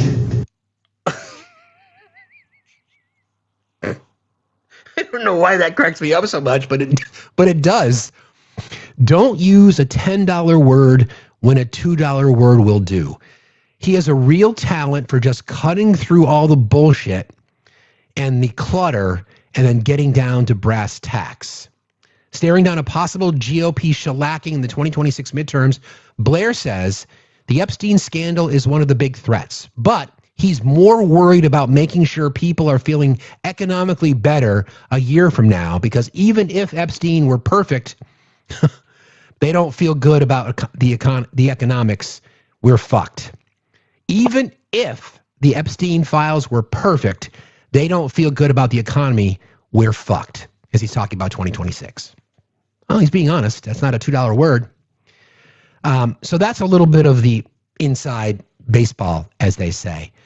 I don't know, again, exactly where this story is going to go. I think the political repercussions are pretty obvious. I think Susie looks like she's trying to get out. I think the timing, she couldn't control the timing as to when the story is going to be released. I don't think it's a coincidence that it came out when it did. Congress is going to, is going on vacation. So we know we're not going to get that vote. The Epstein files are due to be released tomorrow. I don't know what to expect. I don't know if we're going to get them. I just don't know. There's reporting from Ghislaine Maxwell. So this might I don't know if this is going to put a monkey wrench into the timing, but Congress, there's a law passed, signed into law, veto-proof majorities in both the Senate and in the House, right? That the president signed the Epstein Transparency Act. It's a law. The date, thank you, Asphalt. The date is tomorrow, is when we're supposed to get the release. Ghislaine Maxwell, this came out yesterday afternoon. She asks the court to set aside her conviction. The convicted co-conspirator of the sex offender Jeffrey yesterday asked a federal court to vacate or correct her conviction and 20-year prison sentence for trafficking of minors and other offenses, including conspiracy, including abuse, et cetera, et cetera, et cetera. A move that could complicate the release of said files as mandated by a new law. Remember, Todd Blanche sat down with her. Todd Blanche, Donald Trump's former personal lawyer and deputy AG, sat down with her, and we did not get the entire transcript. We only got selected, edited portions of it. We have no fucking idea what they discussed. No idea. And then she gets moved to Club Fed, right? Where she gets doggy playtime, she gets yoga, she gets, specific meals prepared for her. She gets access to private areas when she wants to have communication with people outside of the building, so to speak. Okay. Nothing to see here, though. Maxwell has exhausted all of her direct appeals, but filed a petition which contends, quote, substantial new evidence has emerged demonstrating she did not receive a fair trial, according to Maxwell's filing in federal court in New York. Quote, this newly available evidence derived from litigation against the Federal Bureau of Investigation, various financial institutions, and the estate of Jeffrey, as well as from sworn depositions, released records, and other verified sources, shows the exculpatory information was withheld, false testimony presented, and material facts misrepresented to the jury and the court. Maxwell wrote in a habeas petition, which she filed pro se without an attorney. The petition alleges 9 separate grounds, including juror misconduct and government suppression of evidence, for Maxwell's contention that constitutional violations undermined the integrity of her 2021 trial. Quote, in the light of full evidentiary record, no reasonable juror would have convicted her. Accordingly, she seeks her conviction to be overturned in an evidentiary hearing and such other relief as this court deems appropriate and justice requires. Maxwell wrote in the 50-page filing, which was submitted to the court in 7 separately scanned sections. There are 2 gaps in page numbers, which could be a result of an editing or a filing error. After the documents first posted on the electronic case docket Wednesday, they were briefly taken down before appearing again. Maxwell's handwritten signature appears at the end of the petition. Prosecutors in the Southern District declined to comment on her court filing. She was convicted in 2021 after a 3-week trial, 5 felonies, including conspiracy, transportation of a minor to engage in illegal sexual activity, trafficking of a minor, a higher court, and abuse. A higher court rejected her post-trial appeals. The Supreme Court declined to take her case. Many of the issues raised in Maxwell's petition were addressed either at her trial or by the appellate court. She contends, however, that information and evidence previously unavailable to her and her attorneys has since emerged that should render her conviction invalid, unsafe, and infirm. So, I'm going to look at this critically. I'm going to say, okay, what she is doing is creating the perception that it was lawfare, that it was weaponized against her. And because of all this, she should be eligible for a pardon. That's the argument that they're going to use. The argument that they are going to use is that she was tried unjustly without evidence, and that is the argument they're going to use to try to get a pardon. That's just my opinion. I don't know if this is going to delay the release of the Epstein Transparency Act, again scheduled tomorrow. If you like the shirt, it's available in the merch store. Go to Facts HQ or go to factsstillmatter.site. You can get it there. To prevail in this habeas petition, Maxwell would need to show that serious constitutional violations occurred during her trial or sentencing, or that significant new evidence has emerged demonstrating her innocence. A successful habeas petition could result in a new trial or a reduction of her sentence. Maxwell's last-ditch effort for relief from the courts comes as the Justice Department faces a Friday deadline to publicly disclose its investigative files on Jeffrey and Maxwell in compliance with the Epstein Transparency Act, passed by Congress and signed by the president last month. The newly filed petition presents a possible wrinkle in the long-running controversy. The Transparency Act contains exemptions permitting Attorney General Pam Bondi to withhold certain records if their publication could jeopardize active criminal investigations or prosecutions. Last week, U.S. District Judge Paul Engelmeyer granted a DOJ motion to lift restrictions on grand jury transcripts and other non-public records from the case, citing the requirement of the newly passed legislation. An attorney for Maxwell had argued that public disclosure of those materials would impact her ability to get a fair trial if she was to succeed in her bid for a new trial. Okay. Releasing the grand jury materials from her case, which contain untested and unproven allegations, would create undue prejudice. To sever that would foreclose the possibility of a fair trial, her attorney wrote. She is not represented currently, right? She is going pro se, which means she's on her own doing this. The language of the Epstein Transparency Act is very narrow. They talk about only people that are named in this investigation have the potential to be protected. So I don't know what's going to happen, but I think this is a last-ditch effort. I guarantee you there's been communications between who knows what Todd Blanche has said, who knows how many other people have visited her, passing on this information. She is trying to help Trump as much as she's trying to help herself. I think that's a fair assessment. It's just so fucking wild to me. I'm not going to make the prediction that Trump's going to pardon her because that's going to look really bad for him. But I think the argument that they will use will be, well, we've got evidence that she was unfairly tried. Okay. Okay. Yeah, I have a feeling, and I want people to I want people to remember this. We made a commitment that we're going to continue to talk about this case, and we will, and we're not going to forget talking about it because it's too important. There are more than one ways to skin a cat. Okay? The DOJ's got a lot of information, but we also know that the Oversight Committee, the Democrats in the Oversight Committee, in cooperation under subpoena with the Epstein estate, has been getting a lot of information. That's where we're getting new pictures, where we got the email tranche, where we're getting all this particular evidence. Even Susie Wiles herself in that interview said, oh yeah, Trump's all over the Epstein files. We know that. He's on the manifest. And he was not telling the truth about the Clinton situation. So we know all of this is true, which means that there are multiple people, multiple agencies, multiple organizations that have access to this information. We've got survivors.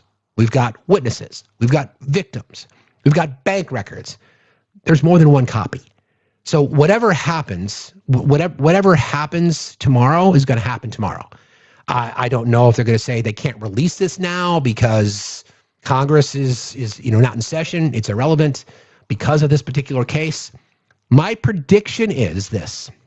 And I'm thinking about this as we go. My prediction is they will stall. They will say, well, there's apparently, we don't want to jeopardize, we believe in the rule of law. I'm literally coming up with this on the fly. We believe in the rule of law. And even though Ms. Maxwell is in jail for 20 years and she's representing herself, she still deserves the right to a fair trial. And because of that, until this works its way through the court system, we are going to delay. That's my prediction. That's my prediction. We'll see how it goes. I hope that's not the case. I hope that's not the case.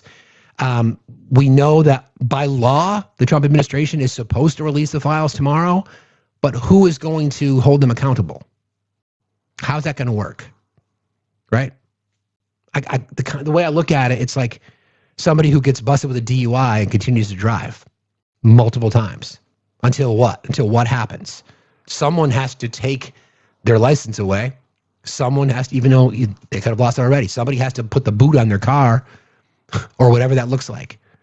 An emergency SCOTUS appeal, but who's going to appeal it? Who's going to appeal it?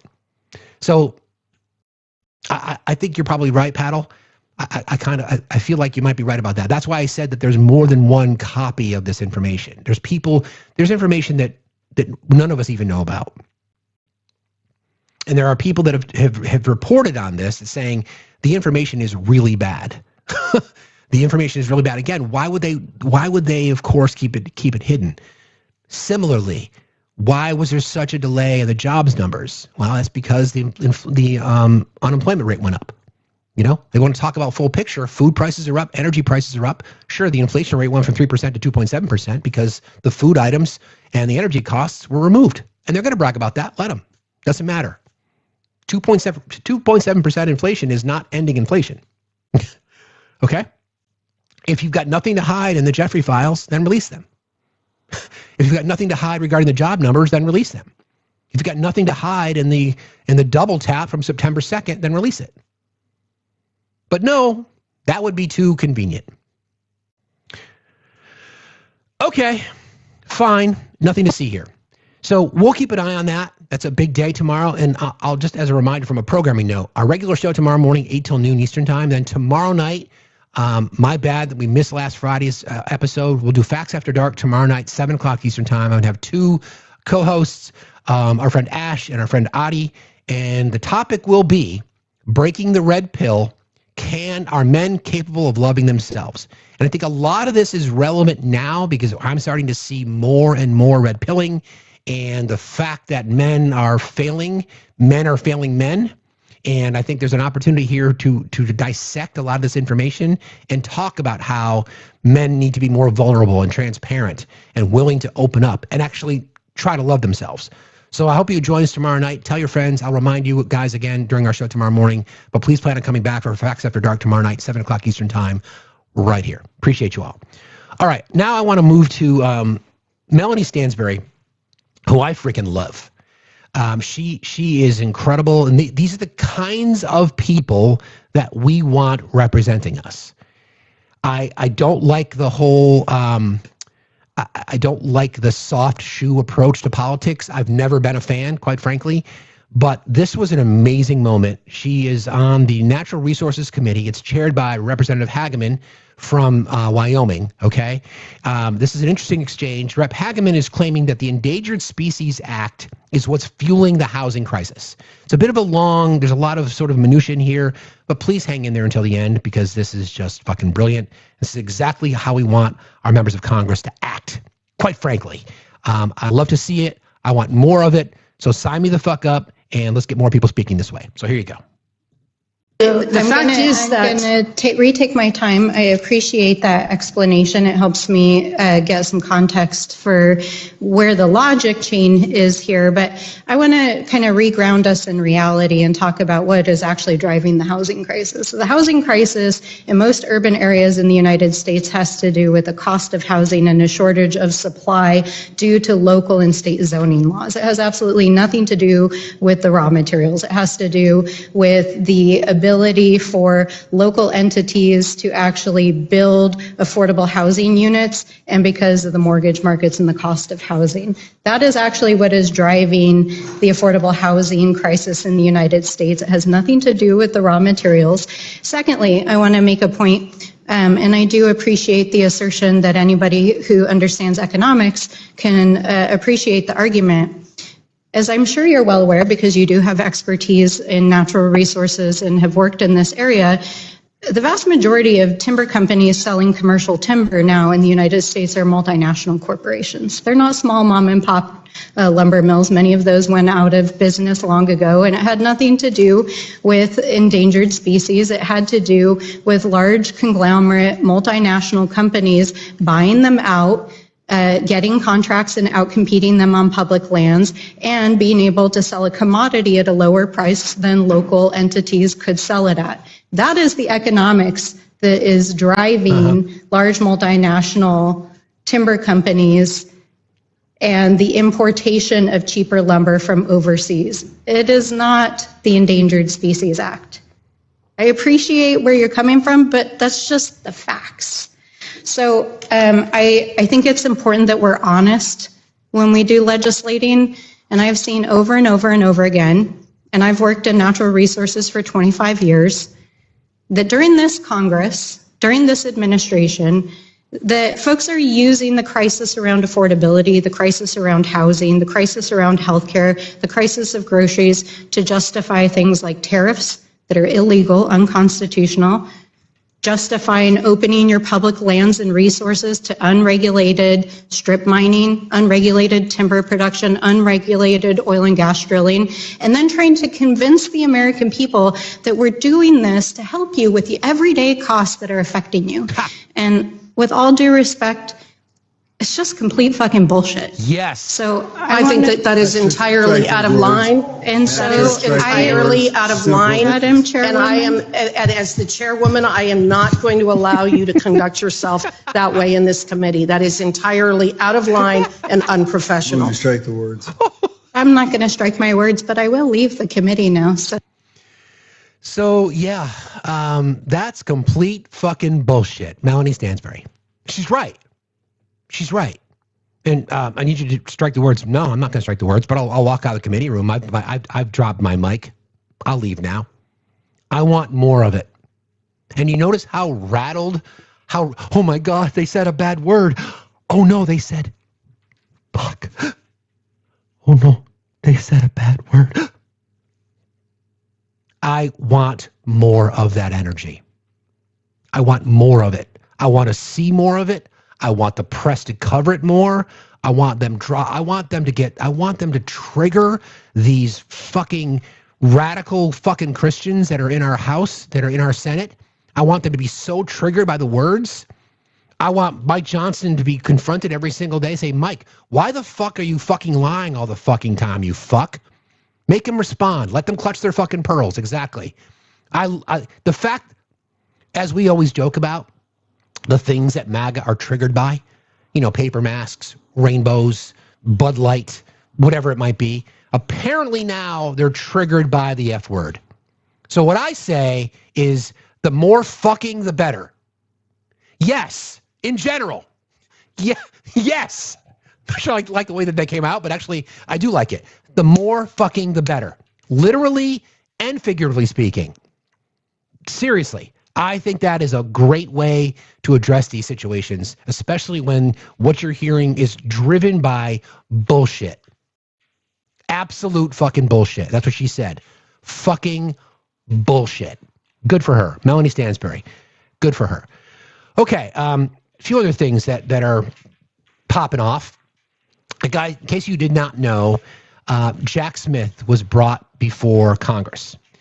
And what I think is really, really, really interesting, actually, you know what? Before I do that, let's get into the Dan Bongino thing, okay? In case you didn't know, Dan Bongino, number 2 man in the FBI, who has basically been persona non grata. I don't know where the fuck he is.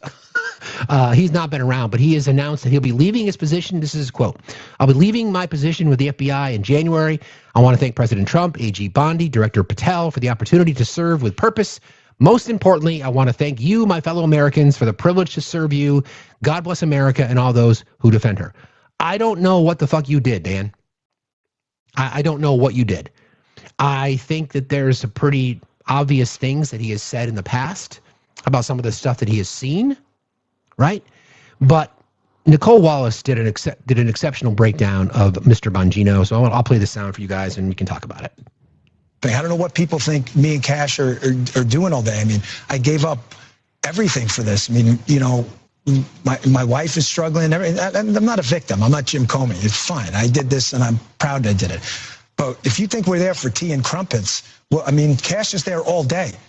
We share it. Our offices are linked. He turns on the faucet. I hear it. He's there he gets in like 6 o'clock in the morning. He doesn't leave till 7 at night. You know, I'm in there at 7:30 in the morning. He uses the gym. I work out in my apartment. But I stare at these four walls all day in D.C., you know, by myself, divorced from my wife. Not divorced, but I mean separated, divorced. And it's hard. A full day's work is hard.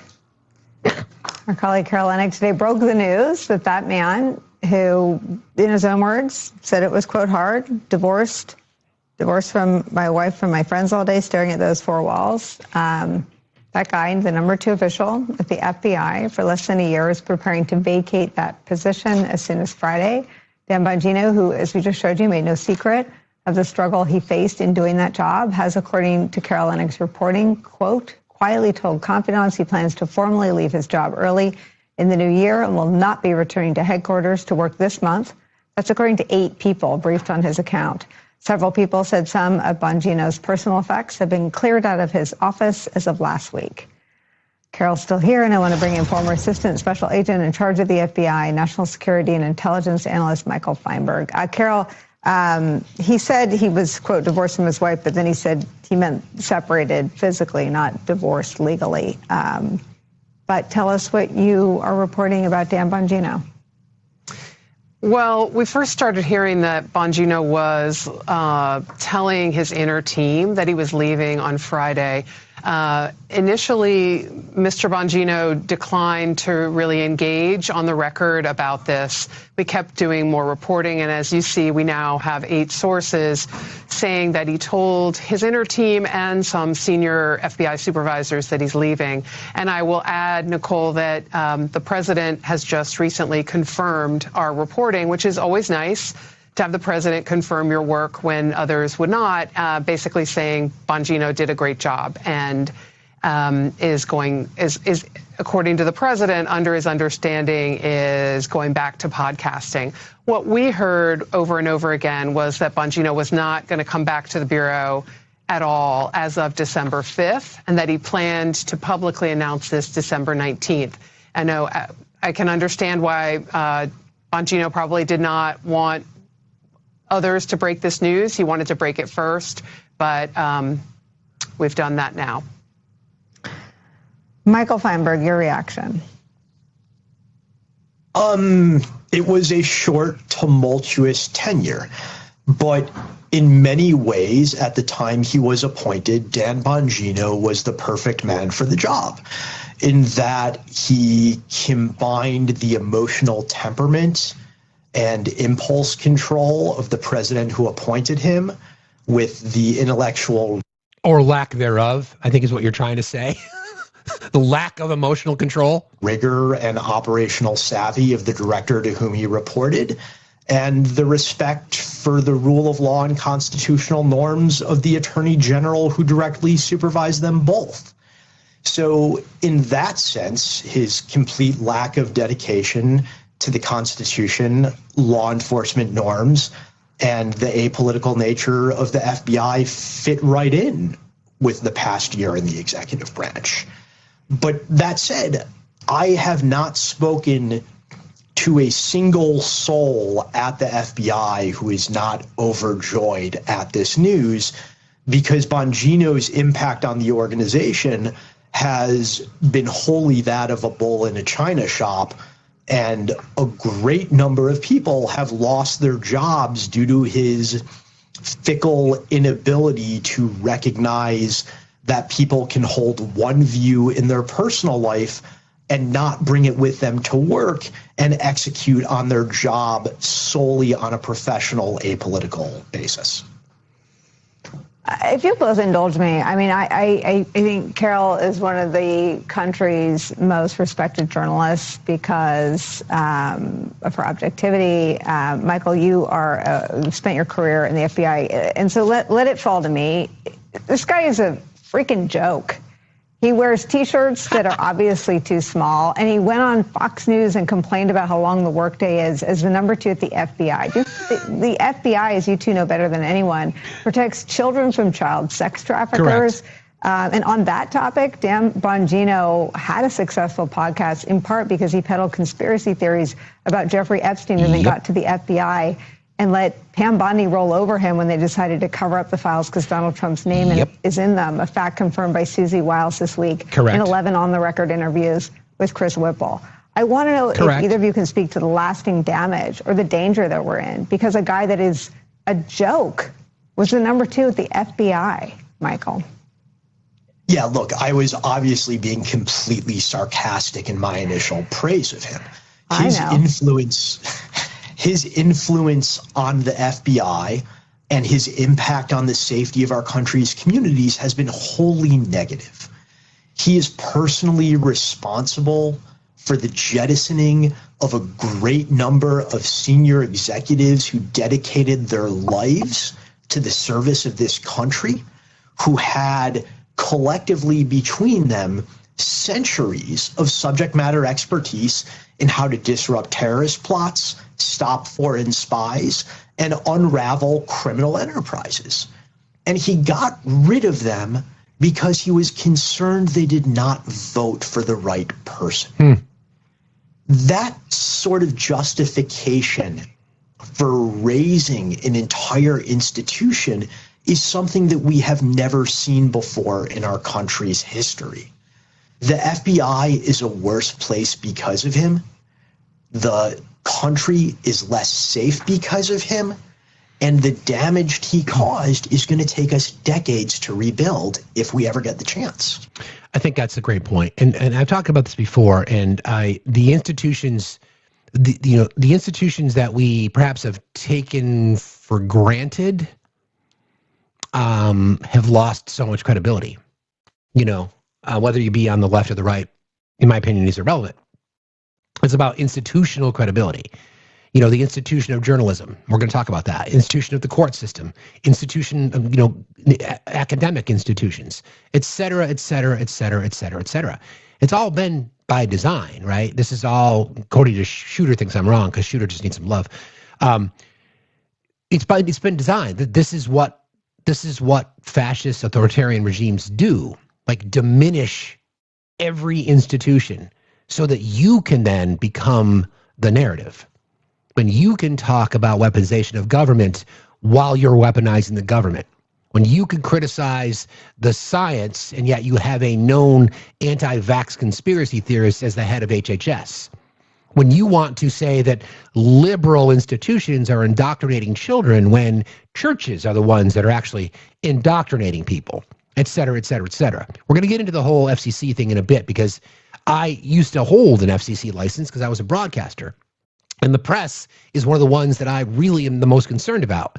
The legitimacy of the press, right? People want to say that, well, what MAGA and Trumpism has done has convinced tens of millions of Americans that you cannot trust the press.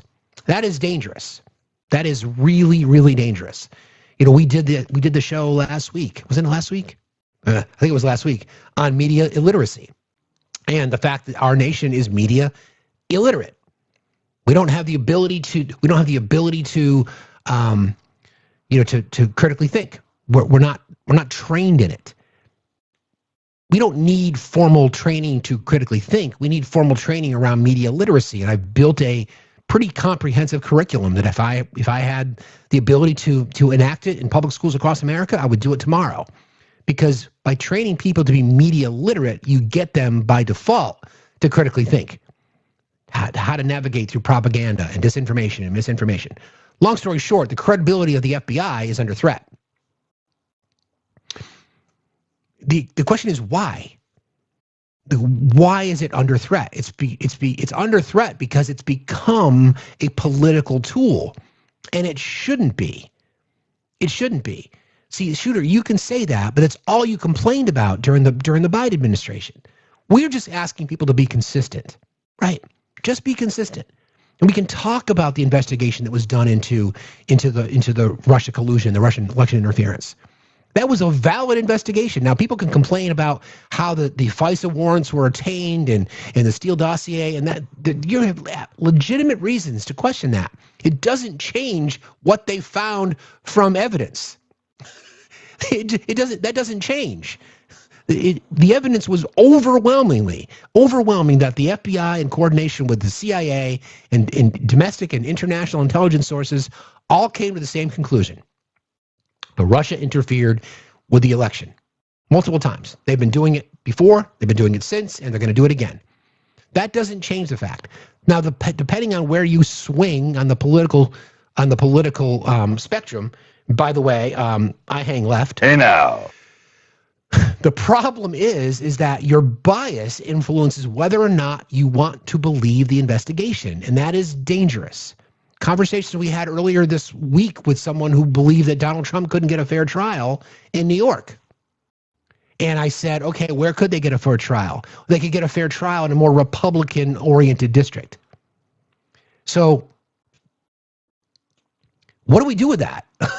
What do we do with that? When we have the FBI, who has literally become, in this administration, an arm of the president of the United States directing the attorney general who to investigate and how and why. There's no one on the right that would want that. In fact, the right claimed for years that that's what Joe Biden did. If Joe Biden was Donald Trump, then I can guarantee you he would have directed Merrick Garland to begin the investigation into Mar-a-Lago and J6, et cetera, on day one of the administration. He didn't do that. He did not do that. Now, you guys can believe that all you want. All you want. You can believe that all you want. That's not the case. Now, do I wish they had done that? In hindsight, absolutely. But that's not what happened. What you see on day one of this administration is a targeted list of political opponents. Kash Patel admitted it. Kash Patel talked about it. And then when confronted with it, he tried to deny it. We know full well that the FBI was using, the president was using the FBI to go after his political opponents. Case in point. I agree, Kipper. Case in point, Letitia James and James Comey. And they failed miserably because there's no evidence. Not only is there no evidence, they illegally appointed these attorneys. So we've got a lot of work to do to repair trust in these in these organizations and these institutions across the board, starting with the press. We're going to get into that in just a minute. It's scary because I don't want us to be in this position, but here we are, right? So on that topic, let's talk about Jack Smith. This story to me is chef's kiss. Jack Smith, another name on Donald Trump's hit list, right? Somebody say some Biden corrupt SOJ. Okay, John. Anyway, Jack Smith is, as you know, appointed as a special counsel to investigate Donald Trump and indicted him, right? He told the Oversight Committee and the Justice Committee and the Judiciary Committee that he would testify publicly. They did not want him to testify publicly. Now, why would they not want him to testify publicly? Maybe it's because the information that he shared, that we're getting reporting, because Democrats who were part of that meeting shared this information, we're getting reporting from that testimony. Again, he said he would testify publicly. They said, no, we don't want you to testify publicly. Once again, if you've got nothing to hide, if you are transparent and you want the world to see, then why would you not want this person who you claim is corrupt to answer questions publicly? Well, that's because Jack Smith is Jack Smith. Jack Smith made it on a lot of people's lists. Jack Smith created a lot of moisture, so I've told. Here's the summary. This is reported by Reuters. Former U.S. Special Counsel Jack Smith testified privately for hours before the Republican-controlled House Judiciary Committee yesterday regarding his federal prosecutions of Donald Trump. Smith defended his investigation into Trump's alleged mishandling of classified documents and efforts to overturn the 2020 election, saying the prosecutions were based solely on Trump's actions and grounded in evidence and the law, not politics. He stated his team had developed, quote, proof beyond a reasonable doubt regarding Trump's conduct in both cases. Smith said he would pursue the same indictments regardless of party if presented with the same facts, emphasizing impartiality. Both criminal cases were dropped after Trump won the 2024 election because Justice Department policy prohibits prosecuting a sitting president. We'll pause there for just a second, okay? I would like that changed. As we're talking about changing our system and fixing it from the nihilistic progressive that I am, I don't like that DOJ policy. I don't want anybody in our country to be above the law. The DOJ policy is we're not going to indict a sitting president or we're not going to convict a sitting president. That's fucking bullshit. Fucking bullshit. I agree, Kipper. It's bullshit. I like that. I would like that changed. We'll move on from that. Smith stated numerous times that he wanted to testify publicly, but Republicans insisted the deposition be closed door. Republicans criticized Smith's methods and alleged partisan motives, especially regarding subpoenas that included limited phone records of Republican lawmakers from around the J6 period. Democrats praised his integrity and suggested the testimony undercuts claims the investigations were improper, while also calling for public release of his reports. Back to the phone records piece. Remember that there were, I think there were 6 or 8, I think there were 8 Republican lawmakers who had connections, alleged, to J6, whether they were communicating with people in the crowd or conversations that Lindsey Graham had with Brad Raffensperger in Georgia, et cetera, et cetera, et cetera. So they subpoenaed, as part of Jack Smith's investigation, they subpoenaed what are referred to as their tolling records, their phone records. The argument that the Lindsey Graham and others made is that Jack Smith was tapping their phones. No, I'd tap that, but not that. Hey now. There's no way that could possibly happen because the investigation happened after the fact. So there's no possible way that these individuals who happen to have these communications with internal people, there's no possible way their phones could have been tapped because Jack Smith wasn't even appointed at that point, right? So don't forget, in that last piece of legislation that reopened the government, right? Those individuals, those 7 or 8 individuals, they snuck in language at the last minute that allowed them to sue the DOJ for every instance where they claim that their phone records were tapped. Lindsey Graham went on the record saying, I'm going to make millions of dollars, taxpayer dollars, to get money back for what? Again, if you've not done anything wrong, then why would you be so angry? Okay? Again, Smith wanted to testify publicly, but Republicans insisted the deposition be closed door. Democrats praised his integrity and suggested the testimony undercuts the claims the investigations were improper, while also calling for the public release of his reports. Because secrecy rules govern grand jury material and parts of his special counsel report remain sealed by court order, Smith's testimony was limited in what he could disclose publicly. Smith told lawmakers his team developed, quote, proof beyond a reasonable doubt that former President Trump engaged in a criminal scheme to overturn the results of the 2020 election and interfere with a lawful transfer of power. He emphasized that the decision to bring charges was based purely on Trump's actions and the evidence, not politics, and that he would prosecute similar conduct by a Democrat if the same facts existed. Republicans have fiercely disputed the legitimacy of the investigation, asserting it was political. Smith rebutted this by stressing he acted without regard to Trump's policy, party, or candidacy.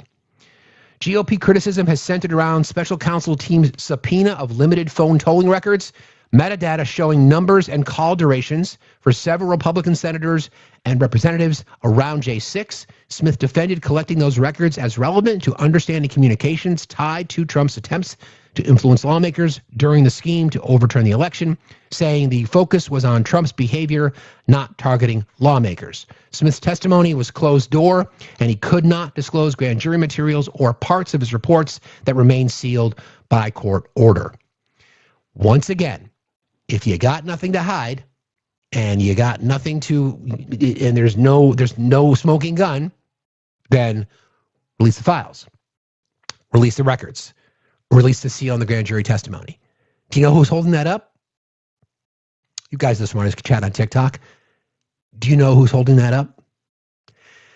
That would be Aileen Cannon, who has been mentioned as on the short list for a new Supreme Court justice. I shit you not. I shit you not. Yeah.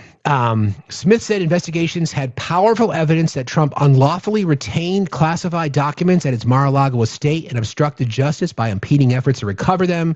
He reiterated that legal standards and facts guided the decision to charge, not political considerations. He previously secured an indictment in 2023 alleging misuse of classified materials. That case was eventually dismissed on procedural grounds. A judge ruled his special counsel appointment invalid, even though not true at all. And after Trump won the 2024 presidential election, the DOJ dropped it per policy not to prosecute a sitting president. Throughout his testimony, Smith insisted his investigations were not politically motivated, saying he would pursue the same case regardless of party. GOP lawmakers described the investigation as lawfare, accusing Smith of targeting conservatives and engaging in overreach, particularly through subpoenas or for phone records and interactions with conservative groups, which Smith characterized as following credible leads rather than politics. Smith wanted to testify publicly, but the committee, led by Republicans, insisted on closed-door proceedings.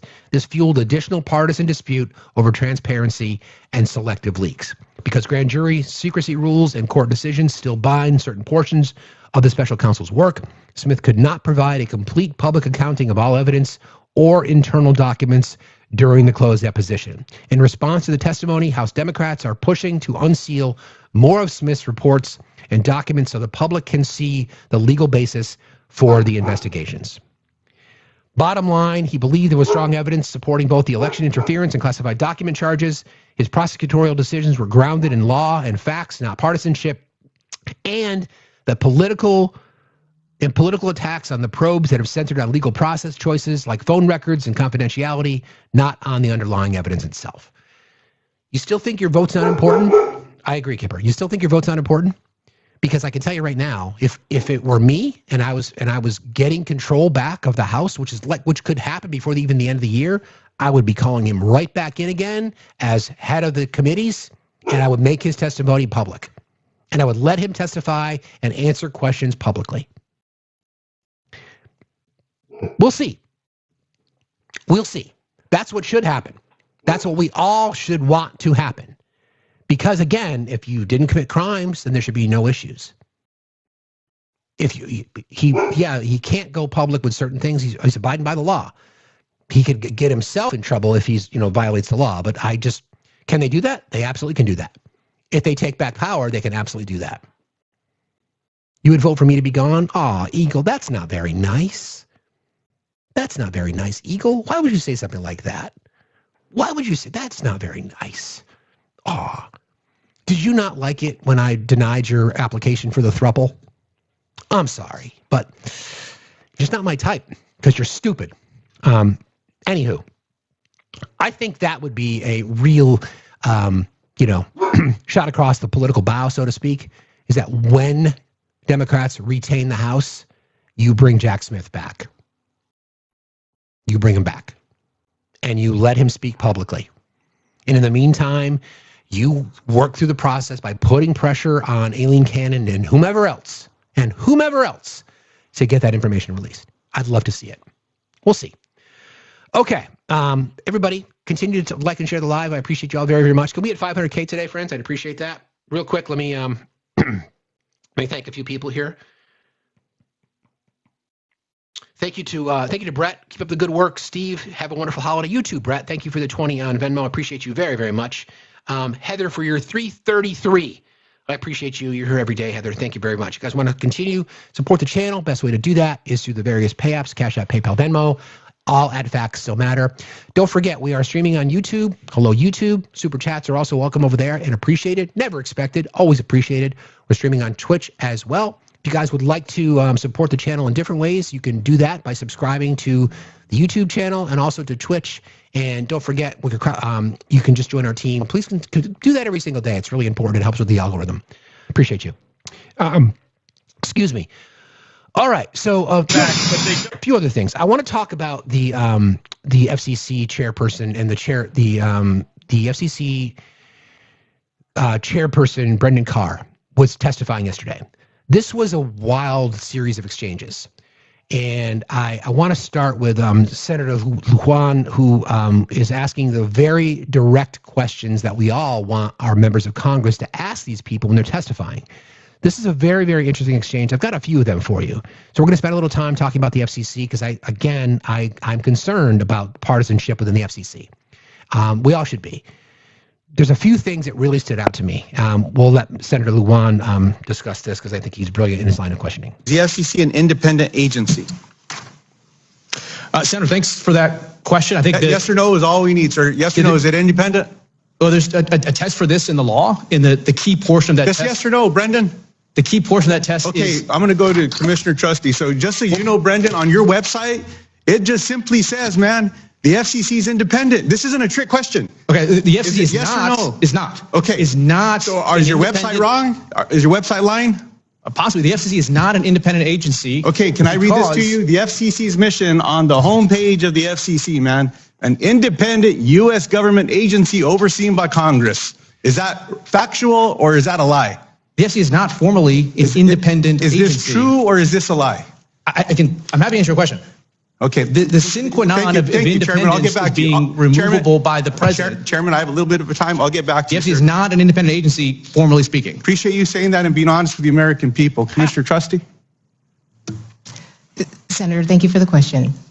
The president is the chief executive vested with all executive power in our government, and FCC commissioners are not, we do not have for-cause removal protections, which means that we aren't independent. So is your website lying? I can't speak to the website. I've not seen that. You all are the commissioners in charge of this place, right? So this stuff has to be approved by one of you.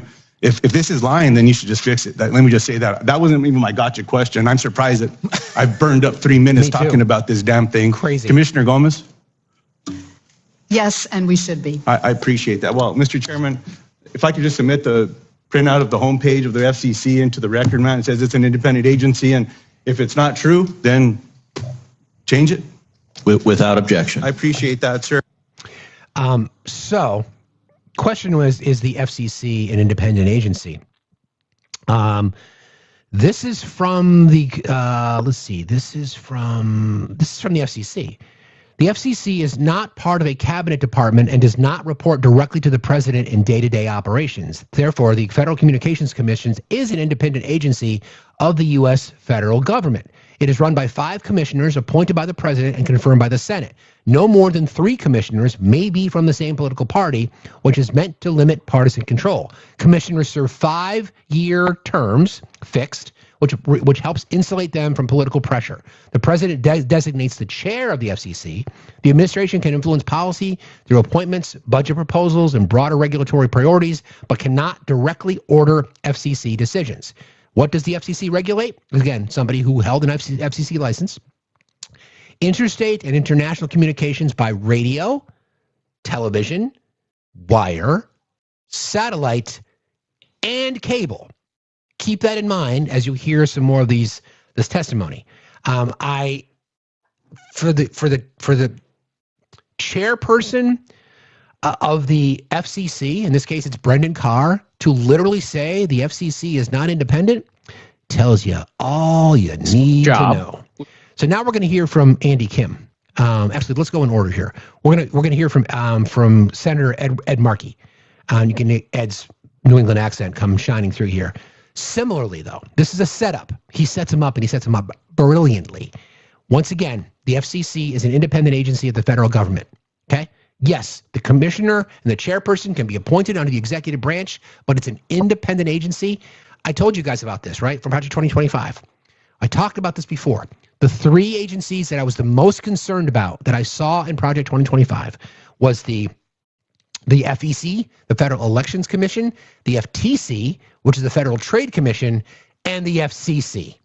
Those are the 3 that stood out to me. I've been talking about it for a very, very long time.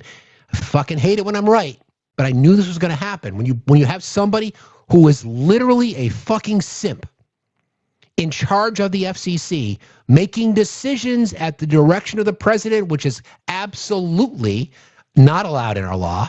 Now, policies, sure, of course, but not directly. Much like the Attorney General is not the private attorney for the president, the Attorney General is the Attorney General for the United States, defender of the Constitution. So this is Ed Markey. Cover and how to frame them should be beyond the reach. Hang on one second. Everybody keep tapping. Thank you, friends. Here we go. Stories to cover and how to frame them should be beyond the reach of any government official not targeted by them, by government officials. Do you stand by that statement?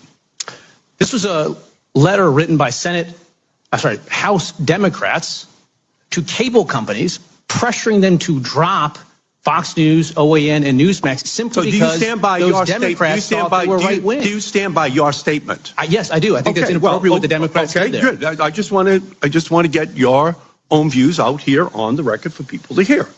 So in February, under your leadership, the Federal Communications Commission opened an investigation into a San Francisco radio station over its coverage of a federal immigration raid. A FCC investigation is a big deal for a local station. In a worst-case scenario, the FCC could... Quick story. When I was working in radio, I was 20. I said the F-bomb on the air, and I got a fine that the station paid because I have an FCC license and I violated broadcast rights. Back then, I didn't have a dump button. I think I was playing a Zeppelin song, and I might have spent a little 420 time before going on the air. And I think I played Kashmir, and I said, I love that fucking song. I realized it after I said it, and somehow, some way, it got reported. I got a fine, so whatever. Shut down the station by revoking its license. In fact, you have repeatedly suggested over the past year that the FCC could revoke station licenses. Yet this investigation was based solely on the news content of the radio station's coverage of an immigration raid. I have the entire news statement that they put out that day. This happens every day, everywhere across the country for broadcast journalists. This investigation was based solely on this very brief statement. Correct. That is an everyday coverage. Correct. And I have that transcript. And the anchor was literally reporting on the information that was released by the mayor, by the local city council member, and a community group. So you're telling me that reporting on statements from public officials and a community group is grounds for an FCC investigation? So the concern there in the report was that there may have been interference with lawful ICE operations. And so we were asking questions about what happened. This is a period of time, remember, when ICE agents were being attacked, their locations, undercover locations were being disclosed. There is nothing in here that discloses anything. There's no risk to anyone except... And they can provide that to us. No, the risk that's posed here is to you, to the broadcast journalist coverage. That's what really happened. Exactly. The news journalists were just covering an important news story. Exactly. And some conservatives were upset by the coverage. So you use your power as FCC chair to hang a sword of Damocles over a local radio station's head. And that's precisely what you warned about in 2022, the government targeting a newsroom's editorial decision. Correct. Well, guess what happened? The station demoted the anchor. Exactly. Who first read that news report over the air and pulled back on his political coverage. You got what you wanted. One former journalist at the station said, chilling effect does not begin to describe the neutering of our... I think that's a really great way that Ed Markey broke that down. So this story is about a local news affiliate covering ICE raids in their town. That's what they're doing. They're reporting on the news. They did not dox anybody. They did not share any information about any ICE officials. None of that. They reported on the news. And because DHS, in particular, did not like the way the story was being told, right? They went to the FCC, and Brendan Carr threatened that station with fines. What did the station do to respond? They demoted the anchor. That is not freedom of the press, ladies and gentlemen. That is not. That is suppression of the press. Hello, Nazi Germany. You don't like the story that's being told about you? We will just fine you and or pull your license. That is autocracy, authoritarianism 101. But that's not all. These hearings got even spicier. This is Andy Kim from New Jersey. Love Andy Kim. Okay, same panel. FCC chairman Brendan Carr again being questioned. It goes from bad to worse for him. And then we're going to close with Brian Schatz from Hawaii because that's when it's really bad. All right, so this is the question. The question that Andy Kim starts off the conversation with: is Donald Trump your boss? Here we go. President Trump has designated me as chairman of the FCC. I think it comes as no surprise that I'm aligned with President Trump on policy. I think that's why he designated me as chairman. But ultimately, do you consider him your boss? Ultimately, well, President Trump designated me as chairman. I can be fired by the president. The president. So he's your boss. Look, the decisions of the commission are going to be based on a vote. You swore an oath when you came into your job, right? Does the oath have the word president in it? Senator, again, I'm not tracking this line. What I'm saying is every decision. Do you remember the oath that you took? Yeah. You swear an oath to protect what? Sir, every single decision. What is it that you're protecting? In this job, we're based on the facts, Constitution the law, of the United States. Would it be appropriate for the president or senior administration officials to give you direction to pressure media companies? Look, sir, I'm not going to get into hypotheticals. What I can tell you again look, is decisions the by easy the answer commission is no. Trump is not your boss. So the American people are your boss. I do not trust you that you can make these decisions with the independent mind that is needed. And with that, I'll yield back. Simple question, dude. President's not your boss, my guy. He's not. He is not your boss. You take a fucking oath to the Constitution, period. Again, the non-answer is very, very telling.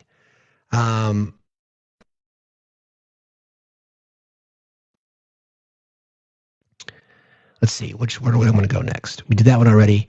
We're gonna get into the there's judicial nominees. We're going to talk about that as well because that's even more telling. But here is Brian Schatz, senator from Hawaii, also questioning Commissioner Chairperson Carr on his authoritarian approach to the Federal Communications Commissions, which again, don't forget, freedom of the press is not. It's not a coincidence that it is listed in the First Amendment. So here's Brian Schatz. Love this guy too. Jurisdiction over political satire under the public interest standard and the news distortion standard, just to put a fine point on it. My position is just about that one is a yes or no. Do you have jurisdiction or not? We have jurisdiction with respect to the broadcast airwaves uniquely to ensure that their operations are in the public interest. And there's very specific rules. So if broadcast hoax and news distortion. So if there's a determination by the Federal Communications Commission that satire is not in the public interest, you believe you have the authority to revoke the license of the broadcaster? That's not my position at all. But I'm asking you, do you think it is appropriate for you to have an opinion at all in your official capacity about what a comedian says, as offensive as it may have been? Exactly. Senator, my job is to implement the law passed by Congress. And Congress has said that broadcast is fundamentally different, that there's a public interest standard. Do you think there are decades of precedent on this? Do you think there are any conservative commentators or conservative comedians or conservative satirists that ever say anything offensive that you would consider investigating? I'm not looking at things that are offensive or awful, to use your words. I'm looking at things that are consistent with our public interest rules and regulations. That's the full scope. And in what way? So I'm a little confused because it seems to me that in subsequent conversations, I forgot after Ted and John Thune and Dave McCormick and others said, "Oh, this seems like a little much for you, Chairman," that you went out and you said, "That was fake news. I didn't do that. This is fake news. I am not doing that. I'm not going after Jimmy Kimmel." And now you're saying you have a perfect right to go after Jimmy Kimmel, and I'm wondering which one it is. No, two different things. Democrats at the time were saying that we explicitly threatened to pull a license if Jimmy Kimmel wasn't fired. That never happened. That was nothing more than projection and distortion by Democrats. What I am saying is any broadcaster that uses the airwaves, whether radio or TV, has to comply with the public interest in it. And licenses are not sacred cows. Real quick, the public interest thing is the public interest thing that he's discussing there is entirely subjective. If he sees something that offends him in his capacity as chairperson, he does not get to police the speech. There are violations of the FCC, like I said, the 7 words you can't say on radio, even though that's been loosened up a little bit. there are violations that would a broadcast entity and or broadcaster would be subjected to. Okay, but he doesn't get to pick or choose. He or she or whomever doesn't get to pick or choose what is considered viable under the law. He doesn't. This is entirely subjective, and Brian Schatz has him fucking cornered, and it's great. Yes, you can do things to lose a license. I mean, you're kind of tiptoeing through the tulips here, right? Because what you actually said is they have a license granted by us at the FCC that comes with an obligation to operate in the public interest. We can do this the easy way or the hard way. These companies can find ways to change conduct and take action, frankly, on Kimmel, or there's going to be additional work for the FCC ahead. It will not age well, and it will not age well on the conservative side of the aisle and the liberal side of the aisle. This is not American FCC behavior, and I'm hoping we can recalibrate. Exactly. Somebody just made Deuces Wild made this comment. If an FCC chair decides he doesn't like Jesus mentioned, he can go after that media. That's the whole fucking point. You don't get to play at both sides there, Brendan. You can't say that you're not using your position as FCC chairman to arbitrarily identify people that you may not be in agreement with, and literally say to ABC, Sinclair, the organizations, the media entities that broadcast Kimmel's show, and say we can do this the easy way or the hard way. This is a Project 2025 approach to the press.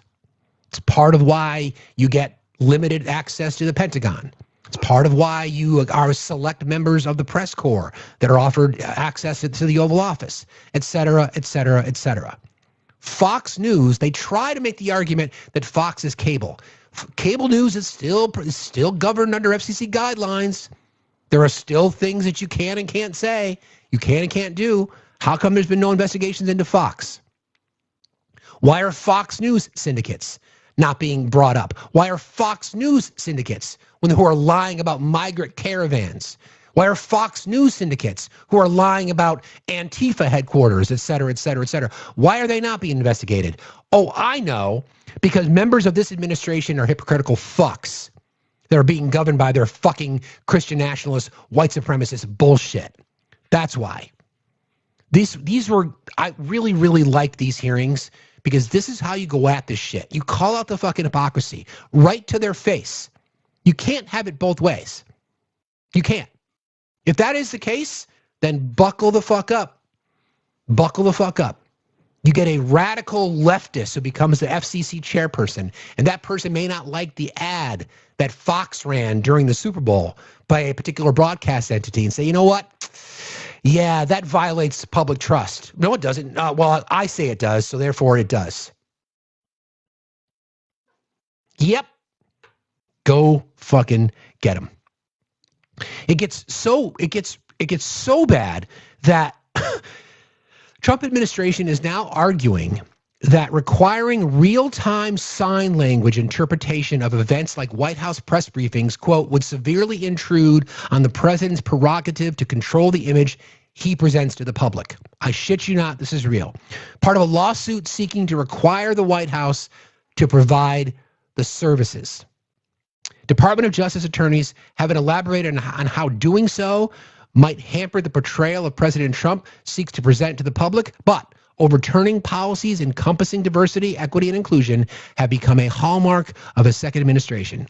Accessibility, put that in there as well, starting with his very first week back in the White House. In a June court filing opposing the association's request for a preliminary injunction, reported by Politico, attorneys to the Justice Department argued that being required to provide sign language interpretation for news conferences, quote, would severely intrude on the president's prerogative to control the image he presents to the public. Also writing that the president has, quote, the prerogative to shape his administration's image and messaging as he sees fit. Right? Let's try to think of this a bit objectively for just a second if we can. So is it the president's claim then that the person using ASL is just not saying or not reiterating or not translating what the president is saying?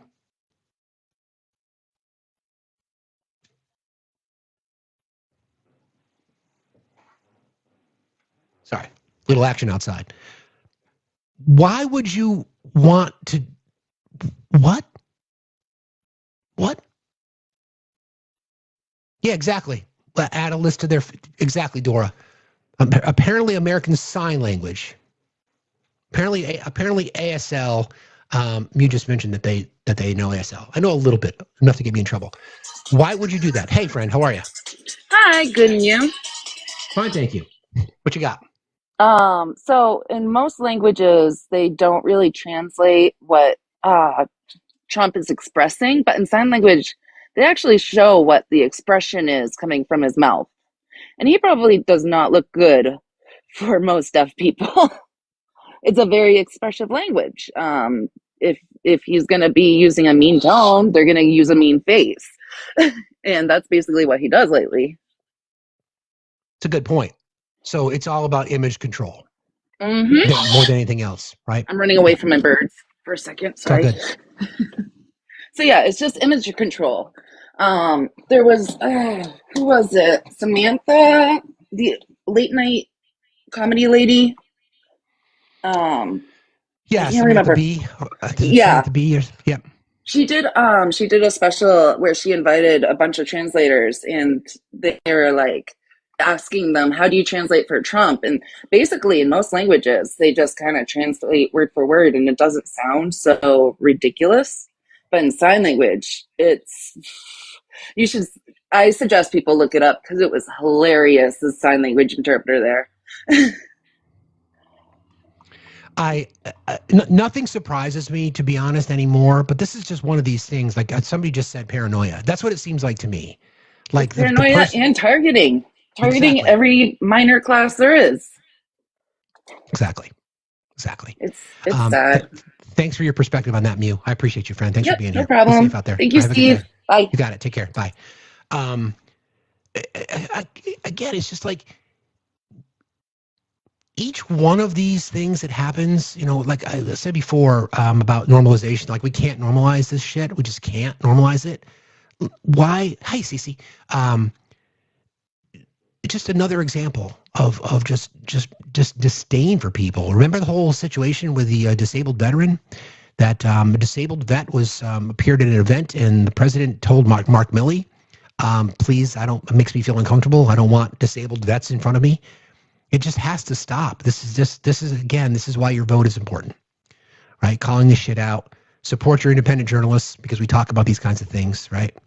I don't understand how people can be okay with this. Because last time I checked, there are probably deaf conservatives as well. So then you don't deserve to have an ASL translator for you? You don't? Yeah. So anyway, all right, a few more things, and then I want to get into another piece of this crazy story that I wanted to share today. Because we're going to go back in time a little bit and talk about some things we discussed just a couple days ago. I think I got everything here covered that I wanted to play. Remember the True Social post I played about Venezuela yesterday from the president, about the land that they stole, the oil that they stole, everything else that they stole. Well, he was asked questions about that, and I still don't even know if I understand his answer, but here it is. The blockade with Venezuela to regime change. It's a blockade. Not going to let anybody going through the things they're going through. You remember they took all of our energy rights. They took all of our oil from not that long ago, and we want it back. But they took it. They illegally took it. You mentioned getting land back from Venezuela. What land? Getting land, oil rights, whatever we had. They took it away because we had a president that maybe wasn't watching. But they're not going to do that. We want it back. They took our oil rights. We had a lot of oil there. As you know, they threw our companies out, and we want it back. So, MAGA, I just want to let you guys know, I'm going to try to help you out here. I'll be kind for just a moment. MAGA, listen, boo. It was never about the war on drugs. It was never about that. It was always about regime change. It was always about enriching his donors. It was always about just using the lie that they tell you every single day for you to be able to be okay with us using a blockade to steal, to regime change, to destabilize another economy. So yeah. So I hate to break it to you, but that's just the reality. Anyway, nothing to see here. Just a day in the life.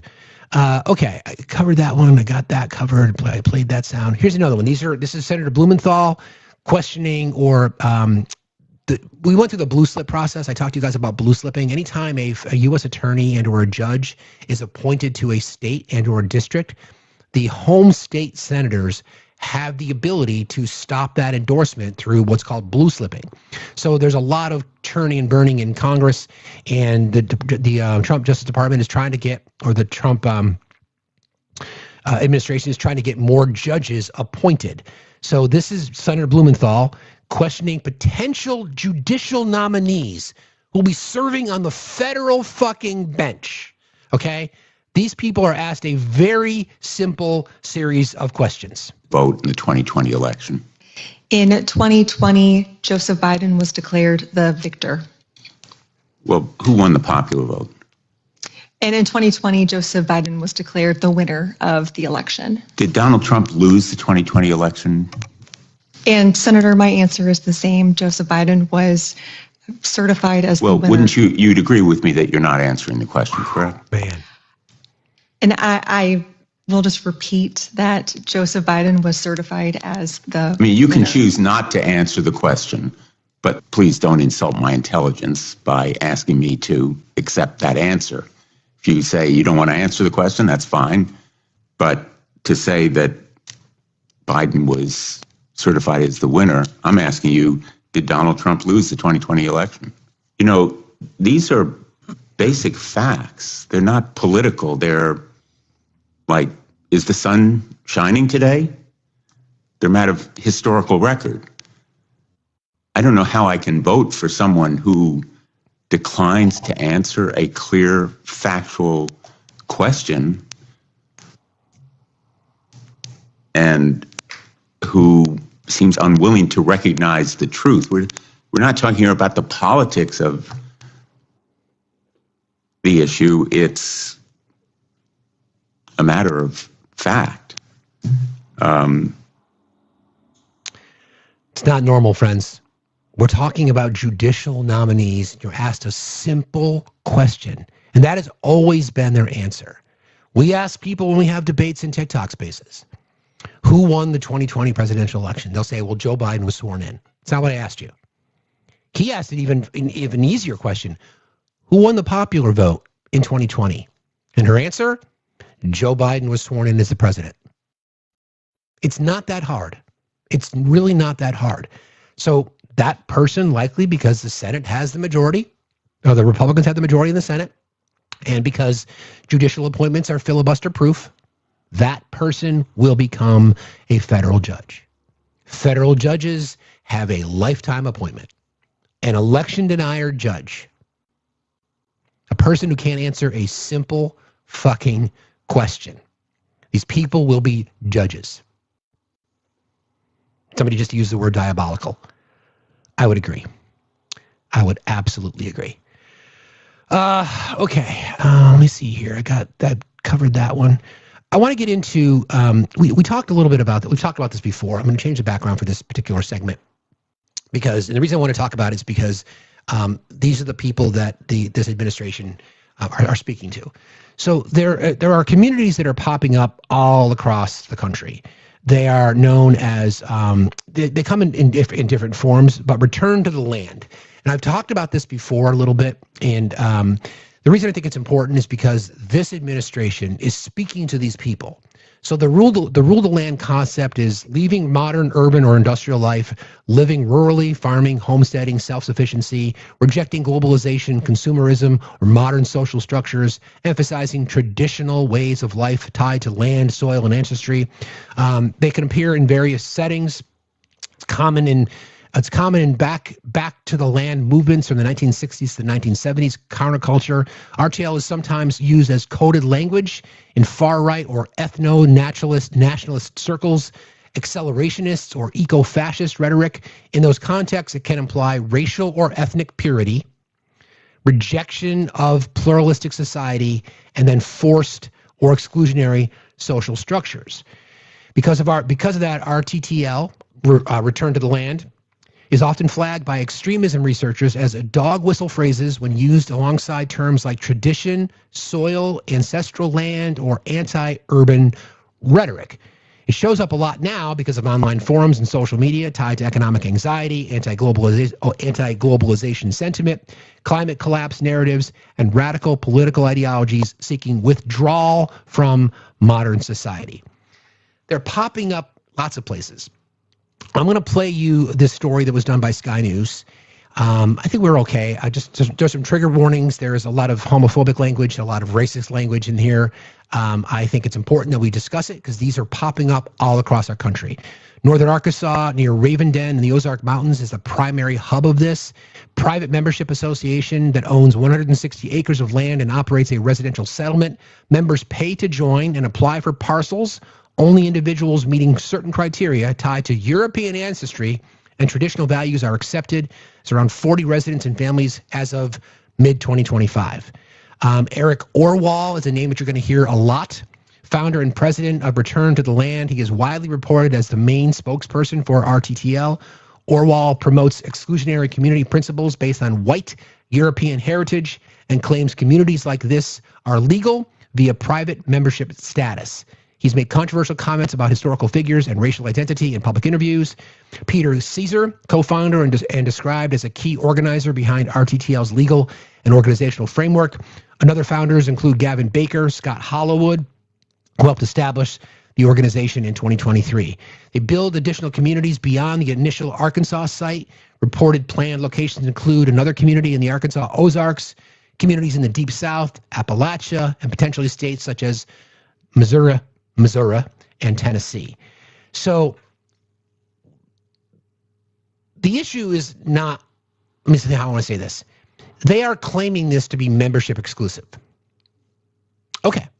I'm not suggesting that they're necessarily violating a law. What I'm suggesting is the obvious.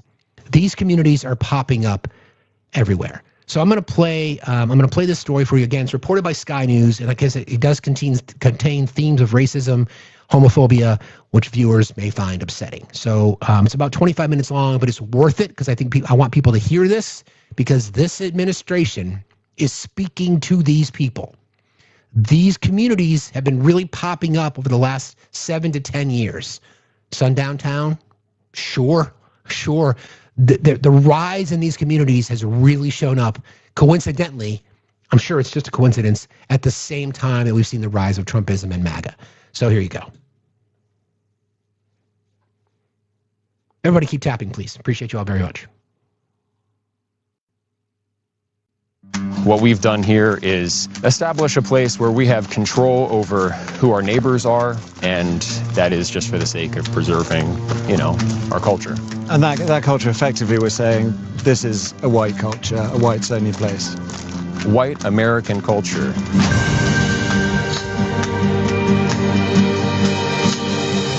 Over the last year and a half, high up in the Ozark Hills in the state of Arkansas, dozens of people have been working hard, leveling the land, building houses. They call it an intentional community based around shared ancestry, a long-winded way of saying something really quite simple. I think we would generally be called far-right, sure. It's called Return to the Land, and they invited me in. A lot of people are going to be, why are you making Nazi references? Right. Well, why wouldn't I? A seemingly bucolic and sometimes surreal experience. But this is built on a radical modern premise, made possible because of a new political and technological moment. One with strong ties to the most active far-right groups in the US. Instead of taking to the streets, they are building their own, for generations to come. It's important for me to do this for my ancestors, my friends, my family, my children, my children's children. But in this southern US state, people who have lived through segregation once fear it is returning. When you hear things like that, it causes you to be fearful, and you don't know who to trust.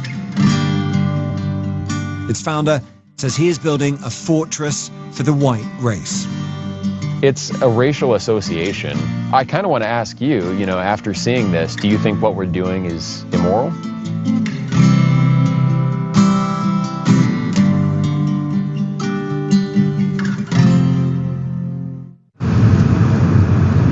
Arkansas, in the southern United States. Welcome to Little Rock, where the local time is 4:27. For the last few years, I've been exploring how an ethno-nationalist movement has been organizing online. A network that aims to define countries by ethnicity, but which links across borders. And this is the place that one group has chosen to put that into radical, real-world action. You want a white nation? Build a white town. It can be done, and we're doing it. It is an extreme view, but it draws on more familiar arguments. That mass immigration is out of control, that Western societies are in danger of losing their fundamental character as a result. So one of the arguments here is that this isn't about persecution of an ethnic identity, but protection of an ethnic identity, and that identity happens to be white. So we're going here now up into these pretty remote woods to really put that to the test.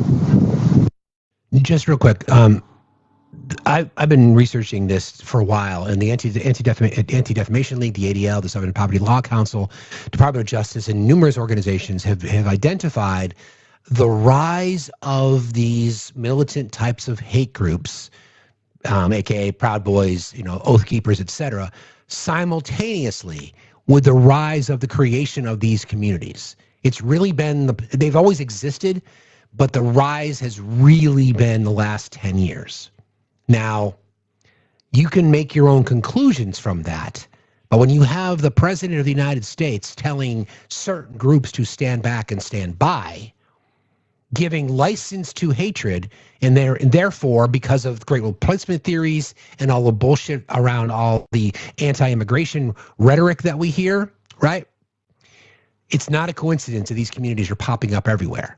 And I know a lot of people from that part of the world join us every day, and a lot of people are embarrassed by their states. I get it. This is why we encourage everybody in your communities to vote, because this shit is just diabolical. We are driving deep into the Ozark Mountains. The group's leaders are not from Arkansas, and they've chosen these remote parts for a reason. All the locals I spoke to knew only a little about the group, if anything. By the way, this is in Discord. This is from Inside Return to the Land, the group making a whites only society. It's reported by Sky News. The link is in the link tree. I'm sorry, the link is in the Discord. I don't necessarily agree with it, but that's not my choice. Yeah, but do you think they should have the freedom to do it? That's what they want to do. I think it's kind of a little fishy around here, but just be safe. The leader of the group is called Eric Orr, and he's invited me to spend a few days with them. Hey, Eric. He insists what he is doing here is entirely legal, and that's key, because if it is, it could be a blueprint for many other communities to come. Welcome to the Ozarks. Thank you very much. Again, I'm not here to question the legality of it. That's to be determined, but it's just the morality of it. What we've done here is establish a place where we have control over who our neighbors are, and that is just for the sake of preserving, our culture. And that culture, effectively, we're saying this is a white culture, a whites-only place. White American culture. Yeah, not just white, but white American. But what this sounds like is bringing back segregation. Is that a fair assessment? Well, I mean, it's free association. So we're not trying to keep other people down. This is a small settlement in the middle of the Ozarks. But they are being kept out. Well, I mean, you don't let everyone into your home. I just really quickly, I want to talk about this because he uses the term white culture a lot. The culture in our country does not come from white people. The culture that we have here is because of our diversity, because of people from different parts of the world, from people with different experiences, different childhoods, different nationalities. Where do you think our music comes from? Our food comes from? The culture as defined in the United States comes from the fucking palate. This is just crazy. White culture in America is colonialism. You know, G-side of indigenous populations, etc. This is just scary shit. This is why we're playing it, though. 160 acres taking shape, forest cleared, roads laid, cabins built. Around 40 people live here. Hundreds more from across the world have paid to be members. And I'm intrigued to find out what motivates people to give up their old lives for this. We met here. Oh, you met here? I guess he came here. I met here on like day 3. So. Oh my God, what a story. It beats Tinder, doesn't it? Like. Yeah, right? Yeah, it was. David and Caitlin not only met here, they got married last month. They wouldn't be here without social media. Somebody had posted a video of Eric. Yeah. I saw videos of them actually building stuff on the land. I was like, oh man, I gotta come check this out. And I figure if there's nothing else like this in the country, like it should at least exist. Yeah. Like, do people really think that we should never be able to choose our neighbors? It wouldn't be controversial for any other racial group to do the same thing. I think it'd be quite controversial. Well, if you don't have rules against it, then, you know, anyone of any race can come and be your neighbor, and they're watching the news, which is telling you that white people are, you know, the cause of all your problems and all the ills of society, and suddenly, you know, your children are much less safe because there's a lot of violence, anti-white violence happening to white people and white children. And so specifically motivated by racism against white people, what sort of things the heavens are about to... Yeah. I'd like to continue talking, but the rain starts and it comes down hard. The residents shelter in their cabins. And let's just clarify something. There is no racism against white people. Prejudice, bigotry, sure, but not racism. The system itself, it does not exist. This is this bullshit fucking lie that gets told all the fucking time. All the fucking time. Night falls. Looking for the ultimate commercial. What we're listening to is Inside Return to the Land, the group making a whites-only community. The next morning. This is how the average weekend works at Return to the Land, or RTTL. What they call a work party, made up of residents, but also new recruits who have come to check out the project. It is hot, hard work. To join RTTL, you have to sign up to the Private Members Association, or PMA. And there are strict criteria for membership, as Scott Thomas, a board member and one of the founding fathers here, explains. You have to be a PMA member to live here. Yeah. So you have to be someone of European heritage. The group's logo, based on a Nordic rune, draws on that heritage. It is the PMA that the group believes makes this all legal. Once members have been vetted on ethnicity and other grounds, they can buy shares in the Limited Liability Company, or LLC. Those shares translate to acres of land that they can build on. Peter Seri is the brains behind the legal side of things. Civil Rights Act is there for a reason, and this is a way around it. yeah, Do you think you'll survive contact with the legal system, the courts, if it came to that? hopefully. Do you think it's racist or not? Do you reject that term? Do you embrace it? I don't know about that term. I mean, people use it in a lot of different ways. I'm sure there's a lot of people on the internet who would call me racist. I don't really know or care whether that term applies to me or not. Maybe. Scott, what do you think? Yeah, I almost don't know what racist means anymore. Like be called racist. There's a prejudice towards someone who's from a different ethnicity. Oh, well, actually, the modern definition of racism, according to critical race theory, all white people are racist automatically. A lot of their... Did you catch that? Did you catch that? Try to use the old dog whistle of CRT? Okay. This is reaction to left-wing identity politics, critical race theory, and movements like Black Lives Matter. And fundamentally, this is identity politics, but white identity politics. And what they're building here is a safe space for people of European ancestry. It's exclusionary, it's sort of an attempt at segregation. Right. Is that fair? Probably. Which is honest. While the men labour at the roadside, the women of Return to the Land are at work too, looking after the 6 children who live and are homeschooled here full-time. And they're preparing food for the weekly community dinner. The theme tonight, colonial. I don't know, dinner's really important. I like feeding people, so I didn't want to put this off any longer than I already had. I mean, this is trad wives on steroids. Back in the day, when we first got the land here, there were only about 5 guys. I was living 40 minutes from here, and Jennifer was the first, family to be on the land full time. So we started community dinners back then, and it would be pretty relaxed because there weren't many people. But it is nice; it's slowly growing. So They've come here to live for a variety of reasons, but their dedication to the mission is absolute. My name's Nikki, N-I-K-I, I'm 32. Cool. I'm a lady. My name's Allison, A-L-I-S-O-N, I'm 29. Right. And Caitlin, C-A-I-T-L-I-N, I'm 31. I think people just have a large misunderstanding of what's happening here. Yeah? Yeah. What's the biggest misunderstanding? Well... That we hate everyone else. Yeah, it's not about that by any means. It's a loving movement. I mean, on that aspect of it being loving, I suppose the counter-argument would be it could be a very loving community if you're part of the community, but if you're black, or if you're Jewish, or if you're gay, you can't be part of that community. They can have their own communities, and they already do, and I think that's great for them. If other people are allowed to do it, I don't really see why whites aren't allowed to do it. It doesn't make any sense. But the goal is to have lots of these communities, and for it maybe not to be rural, for there to be... The common theme through all of this for me is they just don't see anything wrong with it. They just don't. It's just like people don't think something is racist. Most likely they're racist. Or they don't think something is homophobic. It's probably because they're homophobic or transphobic or whatever else. They just generally don't see anything wrong with this. Again, it's important that we go through this because these are the people that our White House, our white supremacy House of Cards is speaking to.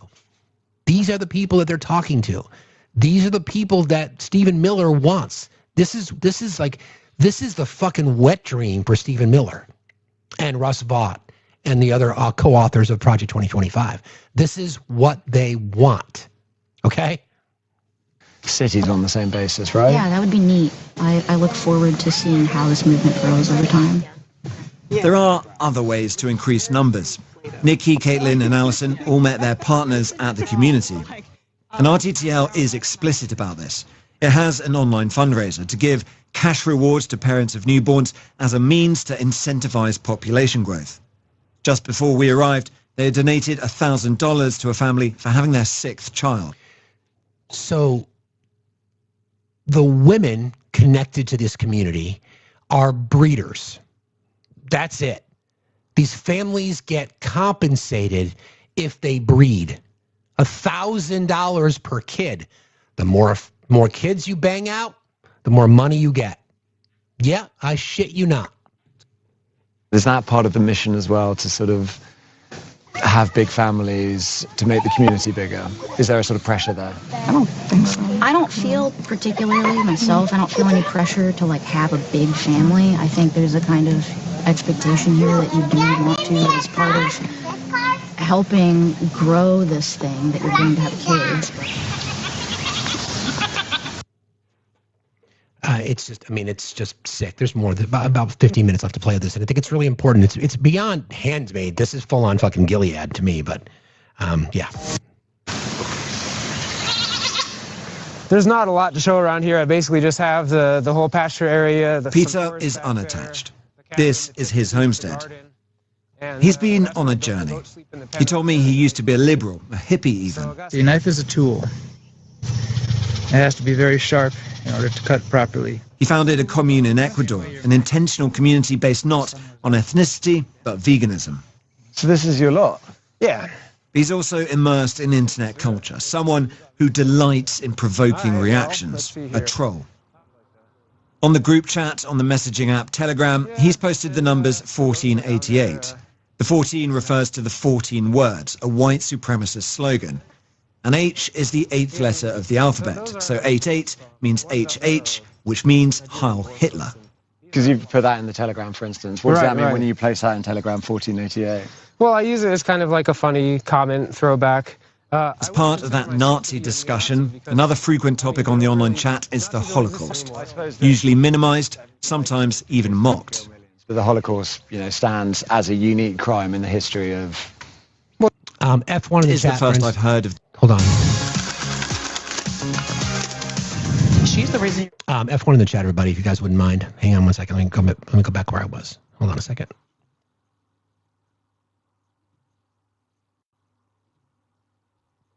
Sometimes even mocked. But the Holocaust, stands as a unique crime in the history of... Well, that's your opinion. Really. I think the Holodomor was much worse than the Holocaust. That's my opinion. I mean, we're allowed to have opinions. Yeah, well, I mean, we can say they're both bad. The Holocaust was bad. But do you know anything about the Holodomor? Yeah, in Ukraine, the famine, I know a little bit about it. And I know it was awful too, and it's sort of deliberate. But we can also agree the Holocaust is bad.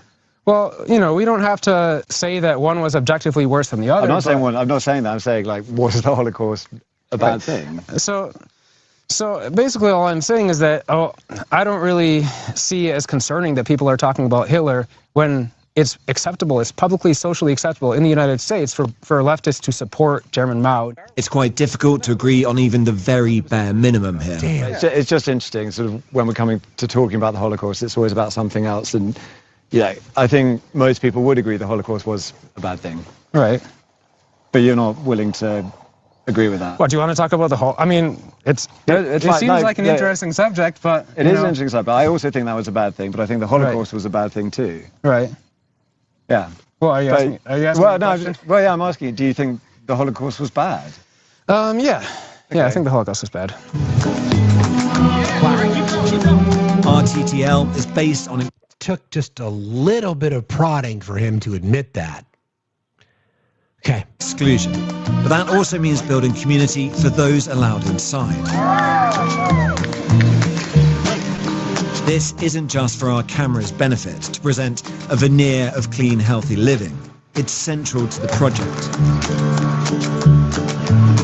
Like many far-right movements before them, RTTL's mission is to show that by excluding others, they can live purer, more natural lives. As they put it on their website, to cultivate wholesomeness, beauty, health, and hope.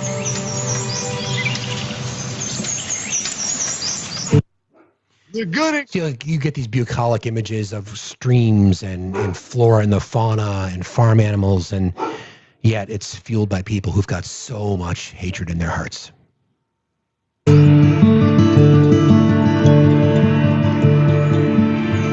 Let's talk about hope. As much as RTTL might like, they do not exist in a separate world. Pocahontas is the nearest town to the settlement. And hope means something different for Pat Johnson. I'm Tom. I'm Pat. Oh, you're Pat. Lovely to meet you, Pat. How are you? We met her before we went up into the hills. It was about 25 students that attended school here. The whole time, yeah. Mm-hmm. So it's really tiny. There you are. Yes. Second from bottom. How old are you in that photo? I don't know. I think probably about 12 or 13. This is the school she attended in the 1950s, a school for black children only, because she was not allowed to be educated with white people. Unlike the members of Return to the Land, she is Arkansas born and bred. For the first 15 years of her life, she lived under segregation. We could not go to school together. We couldn't eat together. We couldn't do everyday things together. Each day that you leave your home, you were under rejection. And Pat had hoped those days had gone. When you hear things like that, it causes you to be fearful, and you don't know who to trust. When I explain what Return to the Land is doing, just half an hour's drive away, she's not so sure.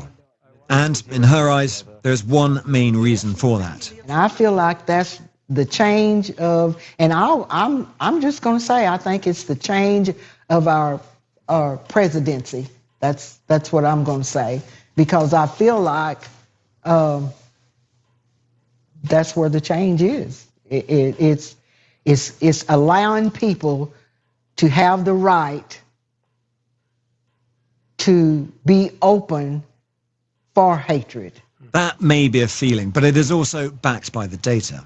These are all the white supremacist incidents, demonstrations, leafleting, recruitment drives, meetups over the last 4 years in the US, tracked by ACLED, an organization that monitors violent conflict and protest. There has been a dramatic increase over that period. It has become a background thrum of nationalist activity. Patriot Front is the most active white nationalist organization in the US right now, according to ACLED. Its leader is Thomas Rousseau.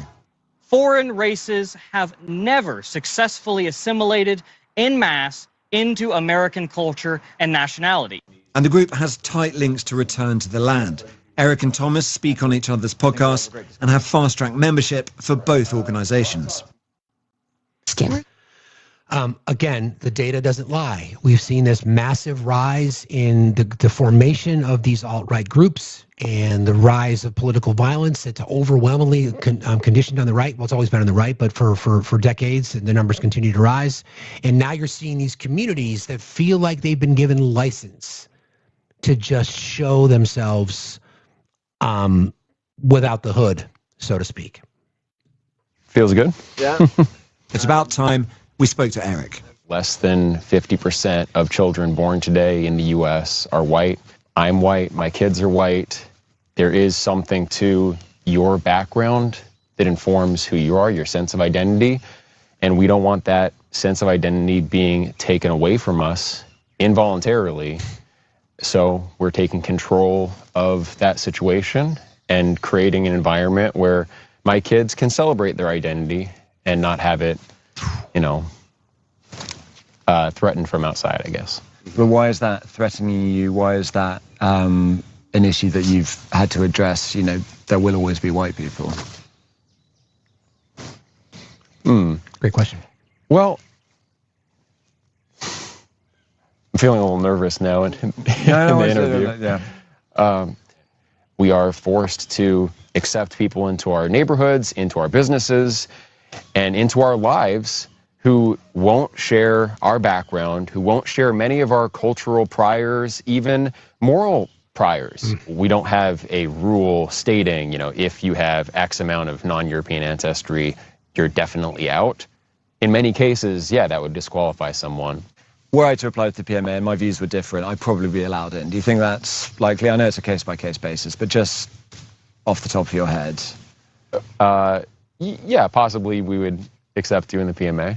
I don't understand white American culture, but you'd rather have me in that case. I just wonder, though, whether some people watching this, having heard all this intellectualizing, this rhetoric, would say, fine, but actually at heart, this is just, it is just prejudice, it is just bigotry, it is just lowest common denominator racism dressed up in these arguments. And I would just question the moral frame. Why is it wrong to identify with your own people, want an integrated culture where you can be yourself? Just to boil it down to what for you is the definition of racism? When I was a kid, I suppose I interpreted racism to be judging someone solely on the basis of their race. And is that a good or bad thing? I think this basic moral consensus treats it as automatically a bad thing without a lot of reflection.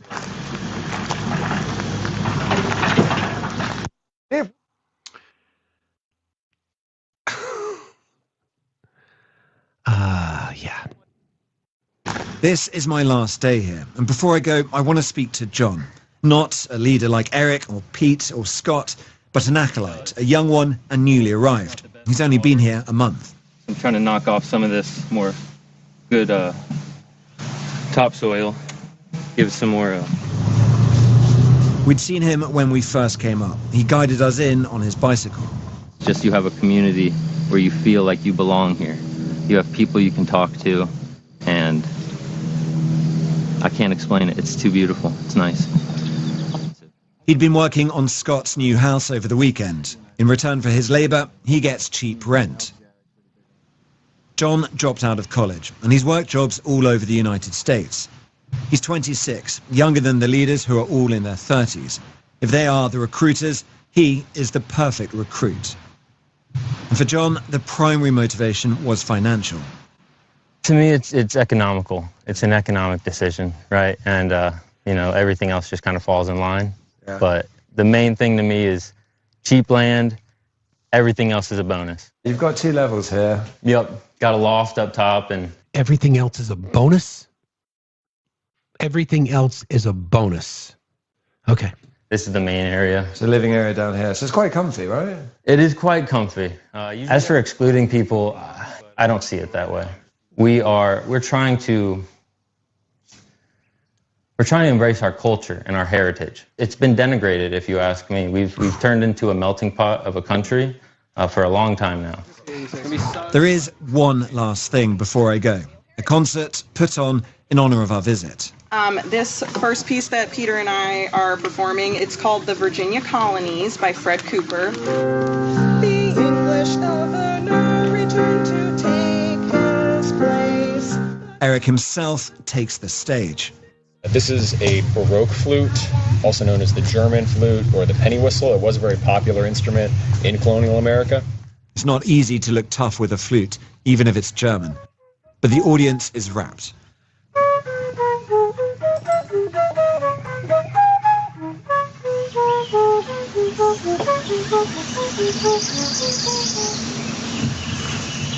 Would America be better as a white nation state? Better in what sense? Would you prefer, you know, completely blank slate, America is just an ethnically white country? I would probably feel more comfortable there because I'm white, and that's the way that this country was when my ancestors came here. You also talk about Hitler in your videos a couple of times when you've talked about people are waiting around for a new Hitler to come. Mm-hmm. And you said he's not going to show up. You have to do the work for that Hitler to arrive. Hitler is a very controversial historical figure.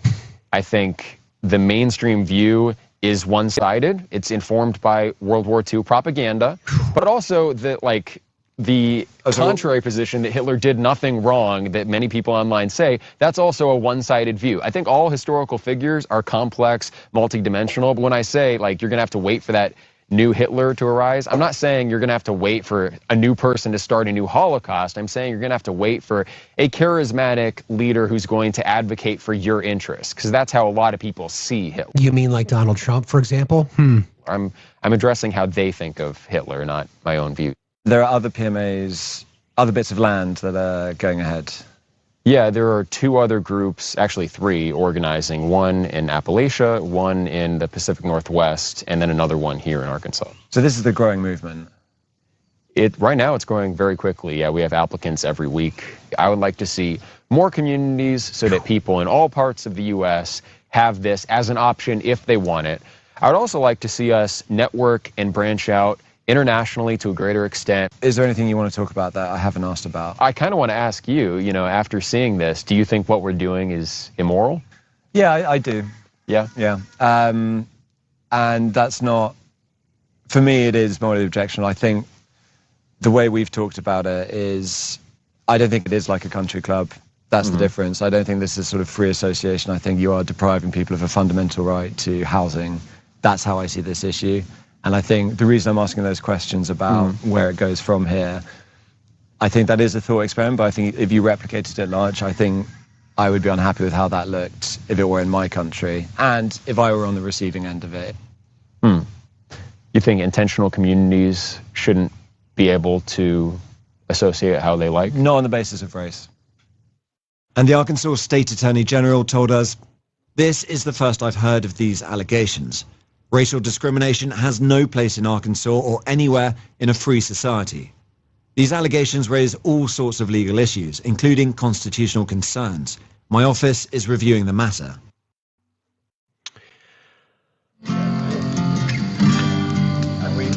This is how members of Return to the Land often spend their evenings, around the campfire. It's not especially kumbaya when it's about keeping other races out. Even like splice this into the shots of the interviews. Somebody says something like a little bit like racist, just like spicy. Switch to the gasoline logo on the fire. The bulldozer isn't just a novel way to build a fire. It's also a reminder that this group's ambitions extend far beyond cozy get-togethers in the hills. I think Scott's bringing more wood over. Yeah, we might want to overall The conditions and materials for that to happen, the politics and the technology, have been on hand for some time now. And once set alight, who knows how fiercely it will burn and who the flames will touch. So again, this was a Sky News documentary. It's called Inside: Return to the Land, the group making a whites-only community. The reason that I think it's important that we played that, and thank you for giving me the giving me the opportunity to do that, is because as identified by the people in this community, because the rise of these communities have really taken off over the last 10 years. It's not a coincidence. It's not a coincidence. You don't have to speak to a marginalized community, especially the black community, to let them know that these people have always existed. They have just been given the license now to do it so outwardly. When you combine this level of racism, anti-Semitism, Holocaust denial, et cetera, et cetera, et cetera, with the patriarchy and everything else connected to it, it becomes this clear divide. This is not even a political divide, in my opinion. This is a moral divide. Now, do I think what they're doing is legal? I don't know. It seems like there's, if you want to create a community and it's members only, and that's your prerogative. I'm not going to get into the legal question, but if you're asking me if it's immoral, it's absolutely fucking immoral. It's absolutely immoral. When you're standing there literally saying that, that Schmittler was misunderstood, and it took pulling information out of this guy to accept the fact that the H-cost was a bad thing. There's a little bit more sound connected to that. There's two people in this community. These are young people, right? These are the, and if you saw the video, blonde hair, blue-eyed. That's a coincidence either.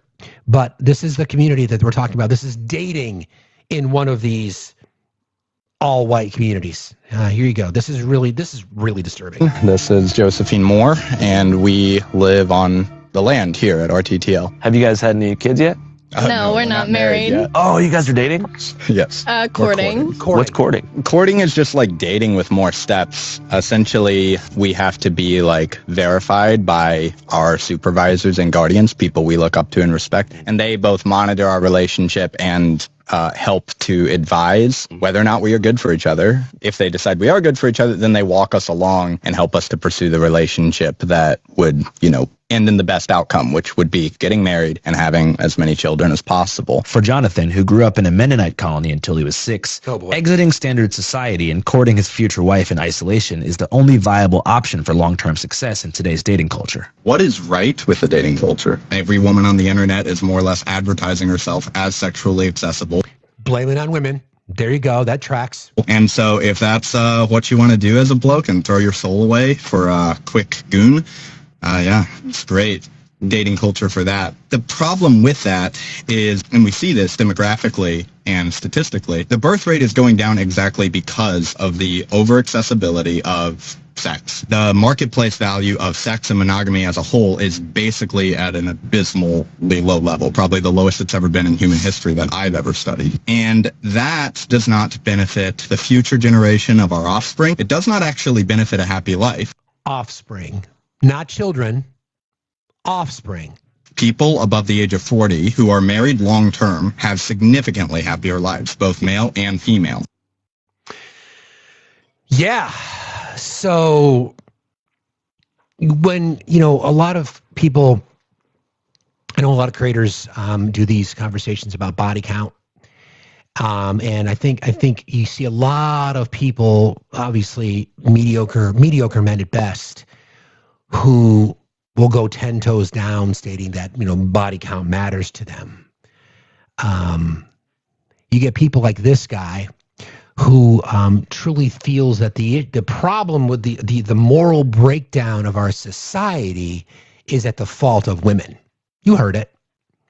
And they need a courting guide to determine the validity of their relationship as long as they follow the steps. This guy grew up in a Mennonite community. Of course he'd feel that way. Ask a member of LDS how they feel about it. I'm sure that would track, right? This is not okay. It's just not. You live your life. I'm not going to judge how an individual lives their lives. If you feel like you need the trad wife, if that's what works for you and your family, as long as it's consensual, I'm not going to sit here and judge it. The issue I have is how loud, proud, and whitely proud they are. And I don't understand why it's suddenly okay for this level of racism to just be spewed. We cover it because we have to cover it.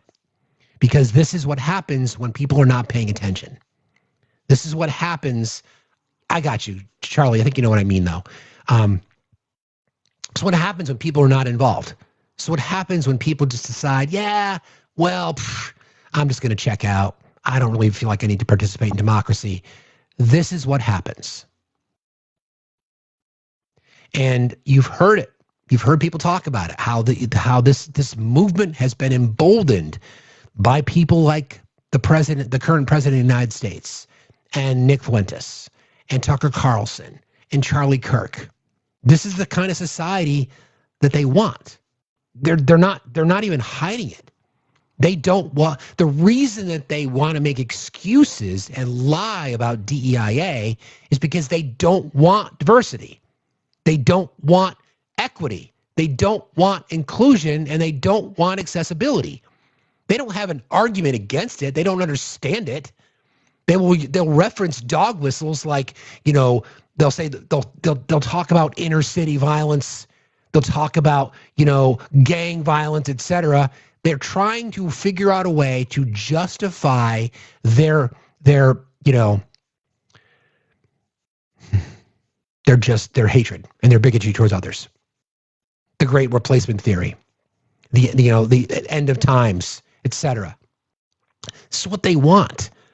They're trying to create a narrative where the next generation of their offspring does not look at the H cost anything other than, it was just a time in history. Yeah, but there are other things that were a lot worse. Part of the reason why they don't want formal education. I've got a whole bunch of other sound from other people talking about how they want to homeschool their kids. These communities will be homeschooled. They will not be going to public schools. They'll be homeschooled. Nothing against homeschoolers. Anybody who does it, I have tremendous respect for. One of our mods, Sam, I love her to death. What she does, works for her family, right? The problem is people like this are going to determine the educational footprint for future generations. It's mind-boggling to me that people will accept this shit. It doesn't surprise me, but that young gentleman who was 26 years old saying, nothing wrong with me being around my people. Okay. That's fine. That's fine. Nothing to see here.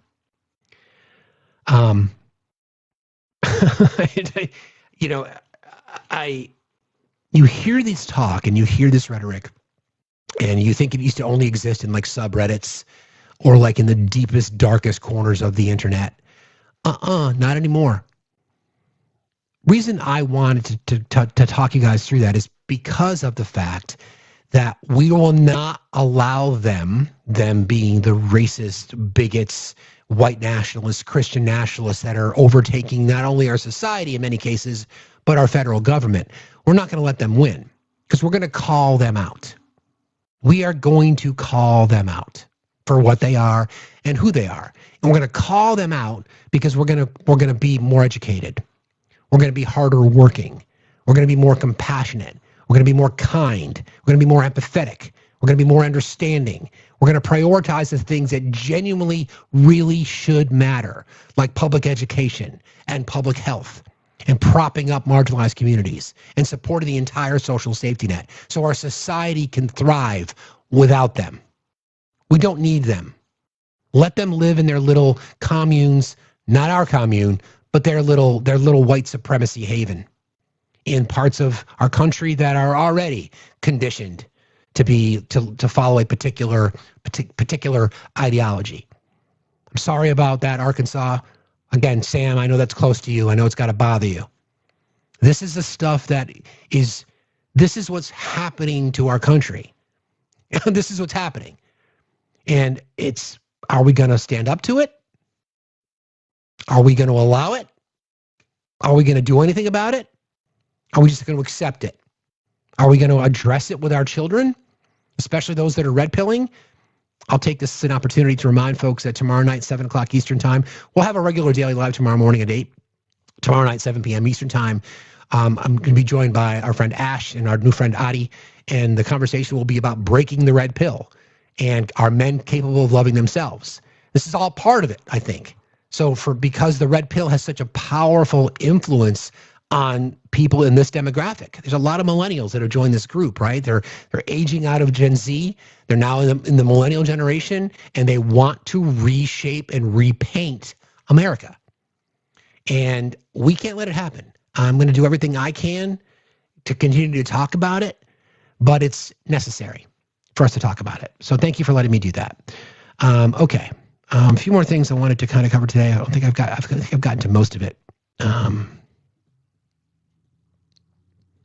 Let me just make sure I've covered all these things. I think I have.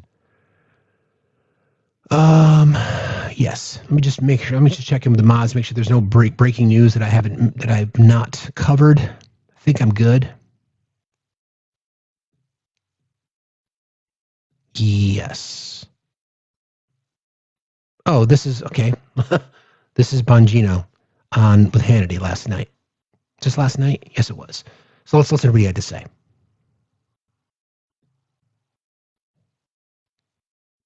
Remember this is before you became the deputy FBI director.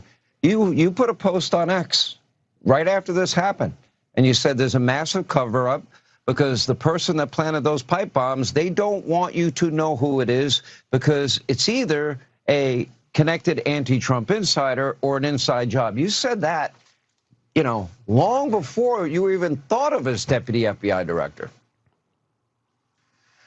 Yeah, that's why I said to you, this investigation's just begun. We are pretty comfortable. This is from a few weeks ago. Of our guy. I think as again, legal process starts to surface and information, facts start to come out, the public's going to be very comfortable with the investigation that was conducted under Director Patel and his leadership. He's been great on this. But I don't want to, listen, I was paid in the past, Sean, for my opinions. That's clear. And one day I'll be back in that space. But that's not what I'm paid for now. I'm paid to be your deputy director. And we base investigations on facts. And, it was interesting. I was looking out in the crowd today at the presser, and I saw a couple of media figures who you and I both know who promoted the other scandal, the collusion hoax. And I thought to myself, the difference between us and them is, we evolve. As information and new inputs come out, we can produce different outputs because that's what we believe in. We believe in facts and investigations guided by facts. There were people out there in that crowd, I'm sure still believe in this collusion fairy tale hoax. So we'll see. We're going to be guided by the facts as this thing goes forward. And I can't stop the, leave the truck here without thanking the president. The president. So yeah, you won't be missed.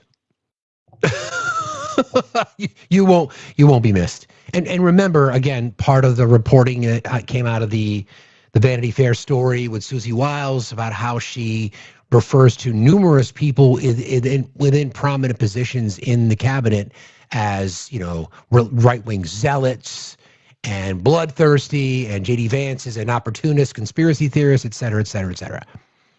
These are the people that are in our government. These are the people that are putting American lives at risk every single day. For what?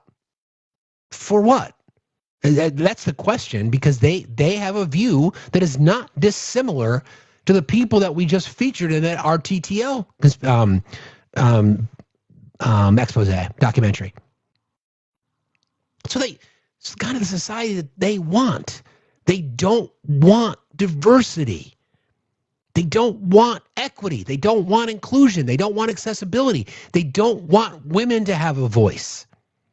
They don't want marginalized communities to be part of decision making. This is who they are. This is exactly what they want. This is what they're getting. And to be honest, many of us have a lot of responsibility because we didn't do enough to stand up to it the first time. People checked out in the last election for whatever reason. Then there are many. For whatever reason. Does that kind of shit, is this the thing that's going to finally motivate people to say, I cannot tolerate this? You might be politically agnostic. You may not be involved necessarily. You may not think the government works for you. I don't give a fuck if you think that. I really don't. What I am asking for is you to stand up to that bullshit. Communities where people, the next generation of people are being raised to think that, yeah, maybe Adolf was a bit misunderstood. Or, yeah, the unaliving of 6 million or more Jews was like, it was kind of bad, I guess. What's next? What else are we going to deny? And why? Guess we'll see. Is this what people want? Hello, Johnny. How are you? I'm good. I'm valid. Do you have a point you'd like to make? You ask how I am, and then usually you ask something after. But yeah, I like Trump. I voted Trump. And honestly, I like how he stripped rights for transgenders. Of course you do. You see? What I'm talking about. Many of these people, it's always hard. Well, I shouldn't say. It's getting harder these days to identify trolls with people who just walk around with that much hatred in their heart. I can't imagine somebody just going onto a public format, right, and just saying horrible things like that. I can't believe that is where we are. So my head says that they've got to be a troll. But I used to think that, but not anymore. Not anymore. And a lot of these people vote. A lot of these people go and vote. So what are you going to do? Hey, friend, how are you? I'm great. How are you? I'm okay. I was just going to say that I can absolutely believe it because I want to tell you a really quick story. I'm a member of the Democratic Party in my little crappy little white town in Arkansas. And we were looking for some people to feed for Christmas, provide some Christmas meals. So I called the high school and the principal called me and he said he had 4 families that had not been adopted by anyone else in the community. And I said, yeah, that's fine. And one of them said they needed it, but as long as it wasn't coming from the Methodist. And I was like, I really expected them to say Democrats, but they would, because I belong to the United Methodist Church who recently split, and I stayed with the church that is accepting of the LGBTQIA community. And these bigots didn't want to accept food from Methodist. They would rather their kids not have a Christmas dinner than take food from someone who is accepting of someone else. That's where we are. I can absolutely. That was a real person. These people are. It's unbelievable. And you know what I said? Nothing. I said that's fine. I'm going to feed them anyway, and hope that eventually they'll see that. They may never know a Methodist fed them, but they'll know that there are good people in the world and maybe change their opinion a little bit. But anyway, that just blew my mind. Yeah. I guess I always talk about how, we can't normalize this stuff, and people say, like, I don't understand. I think the point is that we should, if we ever get to the point where we understand, that's a problem. The reason that we push back on these kinds of things so hard is because none of us at least a lot of the people that we speak to every day, don't walk around with that much hatred in their heart, right? So I think that's part of it. That's the struggle that we all face when we see things like this and we hear people bragging about it. We hear people, little weak-ass beta, young beta bitch boys want to come in and share their hatred, and they think it's a gotcha moment. It just exposes them. It just exposes them for who they are, right? That's why I made the clear choice. I'm not gonna platform people like that. I know there's a lot of creators on the app that will do that. I'm gonna choose not to. That's their call. I don't think there's enough hatred, there's enough perpetuation of it. I'm certainly not gonna help. Yes, I know. Well, I just wanted to tell you that I love you. You know that. So have a good day. Thank you, friend. You too. Bye. Appreciate you very much. See you later. Bye. Mm-hmm. Yeah, I mean, it's a clear choice, right? I mean, it's just, again, I just look at people, I just look at people who just feel like so empowered to be this hateful towards others, right? I did a video of this mega church for a Christmas celebration, right? A mega church, one of the, the Joel Osteen, Kenneth Copeland mega churches, this full-on gala, this festival. There were camels and zebra being escorted around, high-tech, audio-visual displays, swinging from the rafters, and those people can't open their door for the poor? We can afford camels and zebras, but we can't afford to feed the poor? Don't forget that experiment was done about baby formula, and they shut the door on others? Those mega churches will do everything they can except help people who need it. But again, nothing to see here, right? Yeah, Johnny Seabick, you're a transphobe, Johnny. Get the fuck out of here. Get a better life. It's mind-boggling to me that we have allowed this perpetuation to happen. And I'm not saying individually, but collective in our society, because people have not decided to commit to educating themselves, becoming involved as activists, volunteering their community, helping disenfranchised, helping the poor, whatever that might be. That is the principle behind do something, right? We talk about it every single day. I want to go to those communities. I want to be on the other end of the microphone talking to people like that. Do you understand why this is so hateful? Do you understand why you can't be advocating and or saying that Schmittler wasn't that bad? I want to have those conversations. I want to stop. I want to be the barrier. I don't want the glory. I don't give a fuck about the glory. I don't give a shit about that. If anybody knows me, knows that is so far from the fucking truth at all. I want to be at the end of that road and asking people, why are you going there?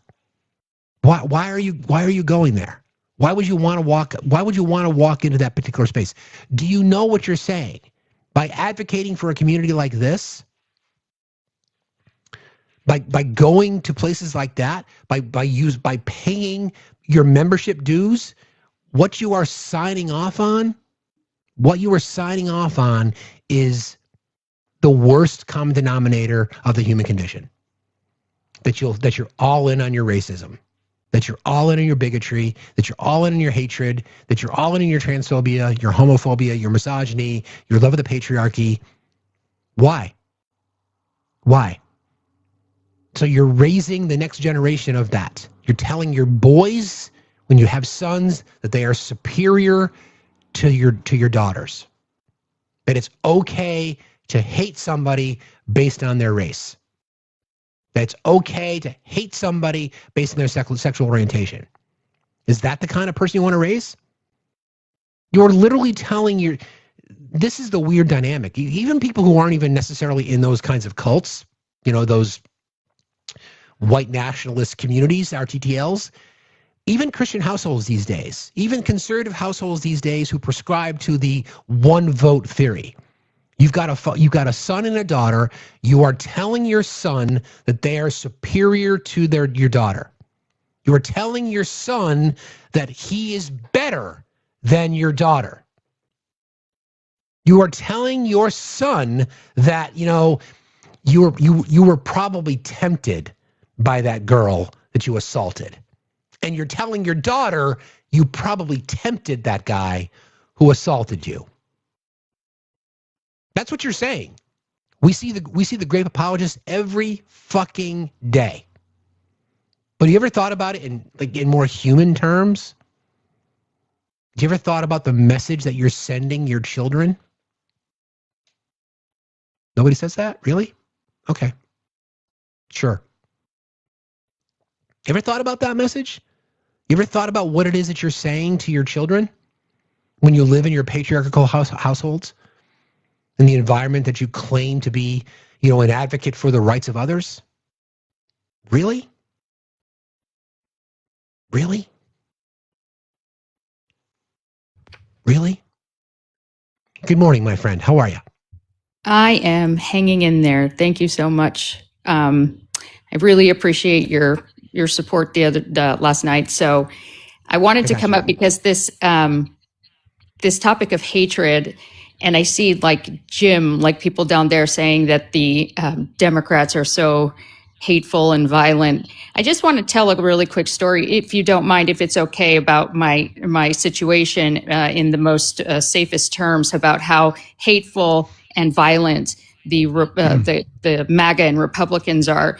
I was doxxed in my small rural conservative community by a video that gave out all of my personal information, including the place that I work. And they are trying to silence me from using my First Amendment rights with intimidation, which is a federal crime, and it's also a California crime. And because of that, my safety, not only at my home and my safety at work, is in jeopardy. I got called into my HR office yesterday, not because I was in trouble, but because they were seriously concerned about my safety in the county, just because they know how violent it is. So before you come on this panel where we have educational and adult debate and conversation, and you say something so stupid, you should look at your own party and see what you guys do when you guys get together thinking this is so funny, because it's not funny. And let me just tell you, if there's somebody listening that knows what's going on and is part of it, you're not going to silence me. And I'm going to hold the party of law and order to the law and the letter of the law. And it's stopping with me. I'm stopping it. So it's going to end with me. And I really appreciate everybody that has supported me and given me support. That it means the world to me. It really does. And I appreciate it, especially you, Steve.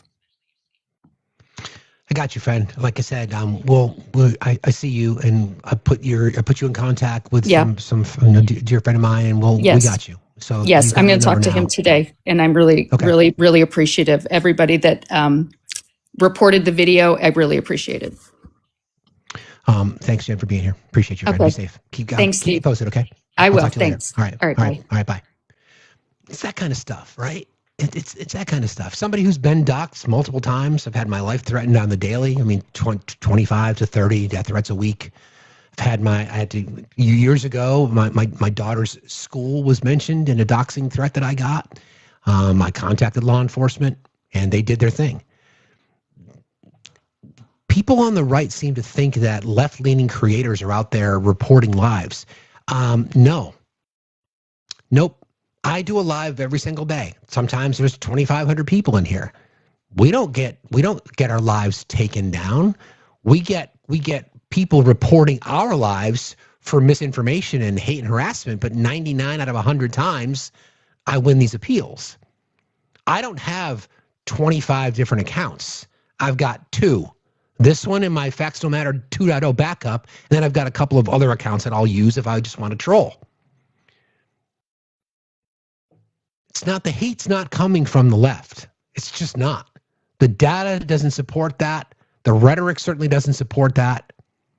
But you guys can just live in your little bubble that you think is fine, but I'm going to choose not to. I'm going to choose not to. I'm going to choose to call it out. Hello. 75 Corvette, how are you today? Good. The conversation has gone really back around again to hate, and that we are dealing with such a bigoted prejudicial mindset of people that have been entrenched in this for decades, for generations. And they've been given permission now to come to the surface and just spew every single hateful thought they've ever had. And it goes all the way back to even when this country was making policy to help the poor. And they literally got involved in limiting the amount of social services that would be available to many categories of people in need, just to spite people of color, just to stop them from getting those benefits. The reason that Medicare has a 20% deductible is an intentional part of the policy that was written in to try to keep the poorest of the poor from even being able to use the benefits they were entitled to because they couldn't pay their 20%. That's just one example. Public pools were closed in the South and spited the whole community just to keep the 3 Black families in that community from using the pools. This is how deep their hate goes. This is how it has gone on for as long as this country has had policy in place to try to support and lift people up during time of need, or even people that may need it for their entire lives, as disabled people are born into the system with disabilities, not people who are injured, after the fact and also require those things. But people who have never actually been employed have certain rights too, right? This intention has always been to limit the social services that were available to the vast majority on the basis of that hate.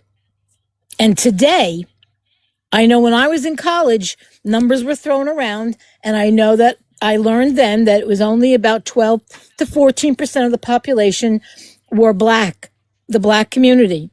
That population percentage hasn't gone up that much, and they will hate on that small number of people at the detriment of the entire effing country. This is how systemic the problem is, and people they think that they're hearing about this now and being shocked that it's still going on in pockets. It's not just pockets. Didn't that woman just say she's from California, one of the most liberal states in the country? And look at what she's having to deal with in California. Admittedly saying she lives in a community with that much hate, that they would do that to her. I don't know who she is. I don't know her story, but just from what she just said now on your live, this is the part of the message the Democrats have been failing to portray, to understand that from the day Obama won the first election, I said to people, they will never give them peace again. And it's exactly what they've done. They've been on a mission, and it's been led by people with the hate of depths that we do not even understand. And hope to never. I don't want to understand how they've arrived at the feelings that they express on the surface, but deep below that it's even worse. If you've ever been in an environment with people who thought you were one of them, which I have experienced that, they thought I was going to agree with their hateful rhetoric, and they felt comfortable enough to speak that out loud. The amount of shock, I was very young, I was in college, the amount of shock, I couldn't even conceal it at the time.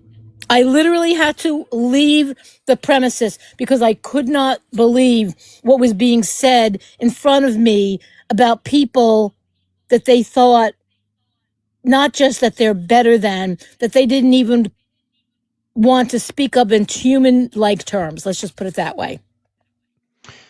And I live in New Jersey, by the way. I appreciate you jumping in today. I really appreciate that. Thank you very much for being here. I appreciate you. Thanks for listening. Have a good.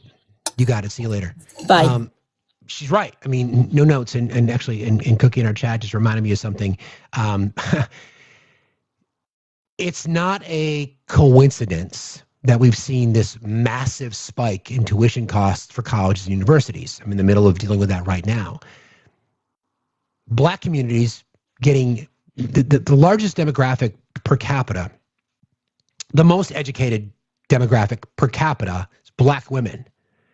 So it's not a coincidence. It's not a coincidence that you're starting to see the massive spikes in tuition and room and board.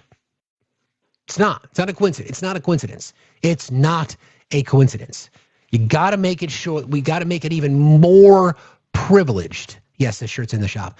You got to make it even more privileged. Make it even harder for marginalized communities to get access to higher education. It's not a coincidence. This is what systemic racism is. People don't want to unpack that shit. They don't want to understand it. But it's not a coincidence that these things happen. It's not. So all these things are why we talk about these conversations, friends. They don't go for free, Jim. Lola, how are you today? Lola, are you there? Lola? I guess not. Okay.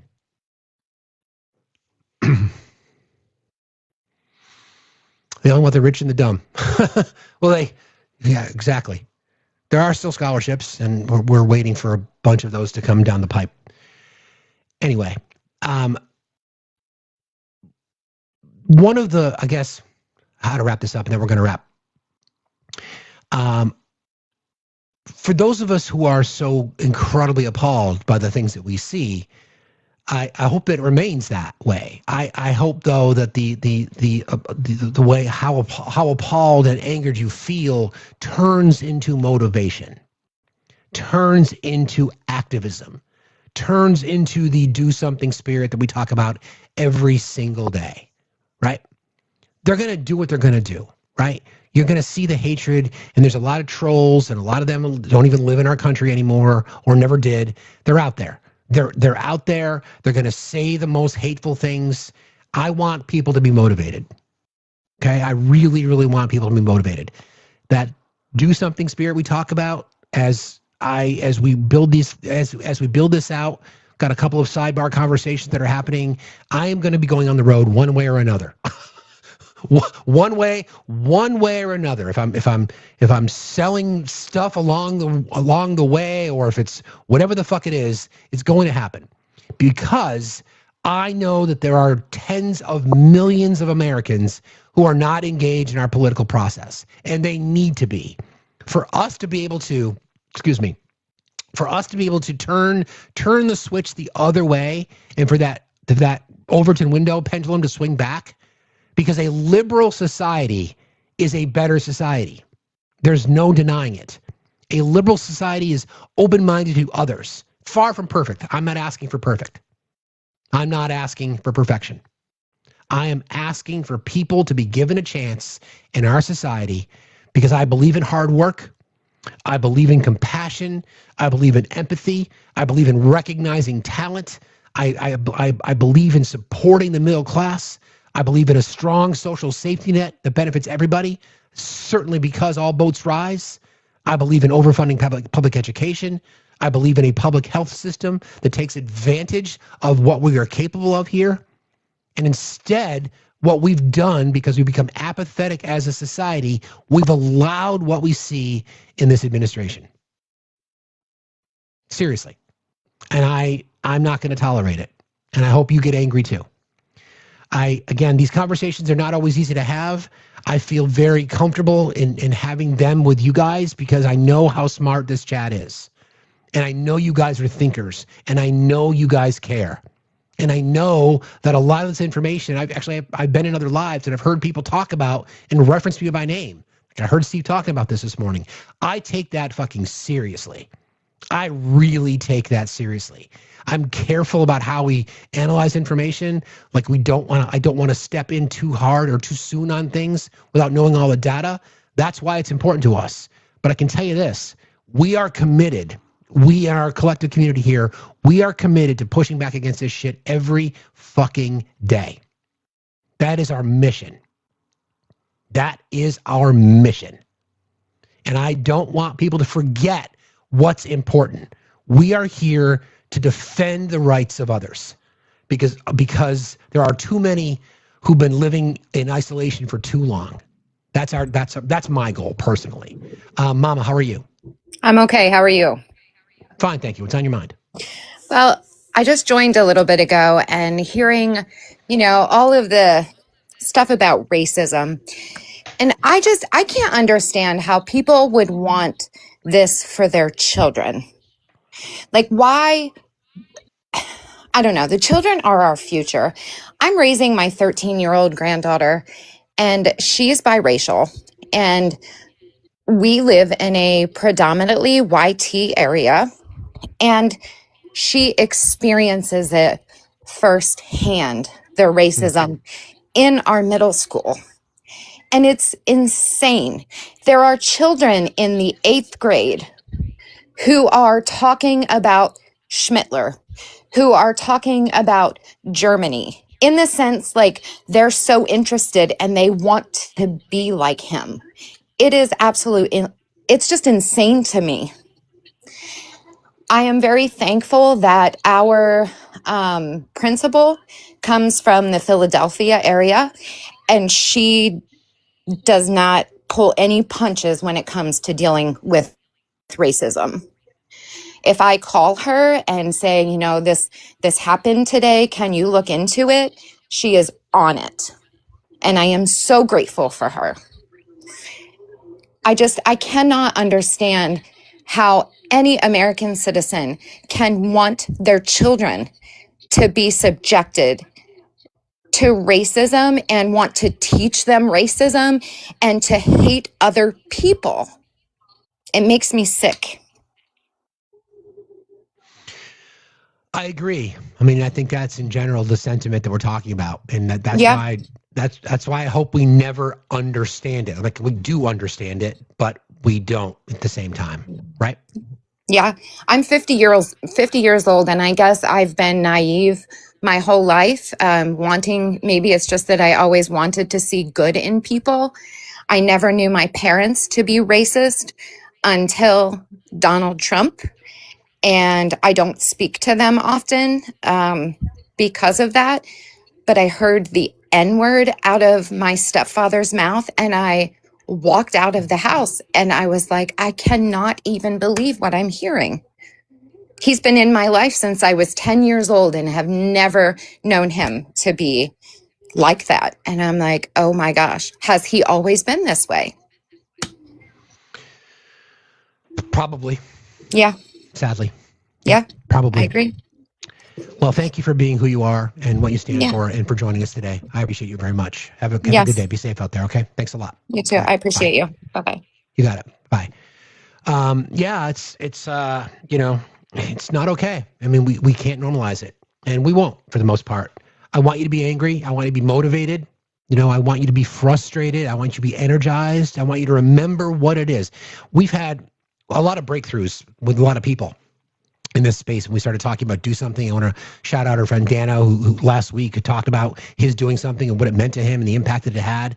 So this is a call to everyone. This is a call to everyone. It's one thing to be against racism. You need to be anti-racist. That requires you to do some work. That requires you to use your fucking privilege. I've said this before about going into spaces that are housed or hosted by Black creators. Don't comment. Don't even acknowledge that you're there. Just go there and sit there, shut the fuck up, and listen and learn. Okay? Again, I appreciate you guys. We're going to go raid Ash Collecting Tears. Ash is going to be my co-host tomorrow night, along with Adi, for our special edition of Facts After Dark. The topic's going to be breaking the red pill. Are men capable of loving themselves? We're going to get into incels. We're going to get into the manosphere. We're going to get into all that shit, because this is part of what we're talking about. We've got to stop this train, because we're losing our young men. We are losing our young men, and that's real. And that should concern all of us. I've got 2 boys. I'm grateful that they're aware of these kinds of things. They're just outside of that influential age range, but they're out there, and we've got a lot of fucking work to do. And white men in particular are to blame and white men in particular also hold a lot of fucking power if we could get more engagement, especially from white men my age, to be able to influence the change of the next generation and to remind them what's at stake. Yeah, exactly. We're losing them to hatred. It's sad. I love you guys. Mods, you guys are the best. We're going to go raid Ash. Thank you for being here, friends. As a reminder, please, if you're not yet subscribed to our YouTube channel, please consider doing that. Also to Twitch. If you want to support the channel, you can always Cash App, PayPal, Venmo. I love you all. Go say hi to Ash. We'll see you tomorrow morning, 8 o'clock Eastern Time. And then again tomorrow night for Facts After Dark, 7 o'clock Eastern Time. Friends, please do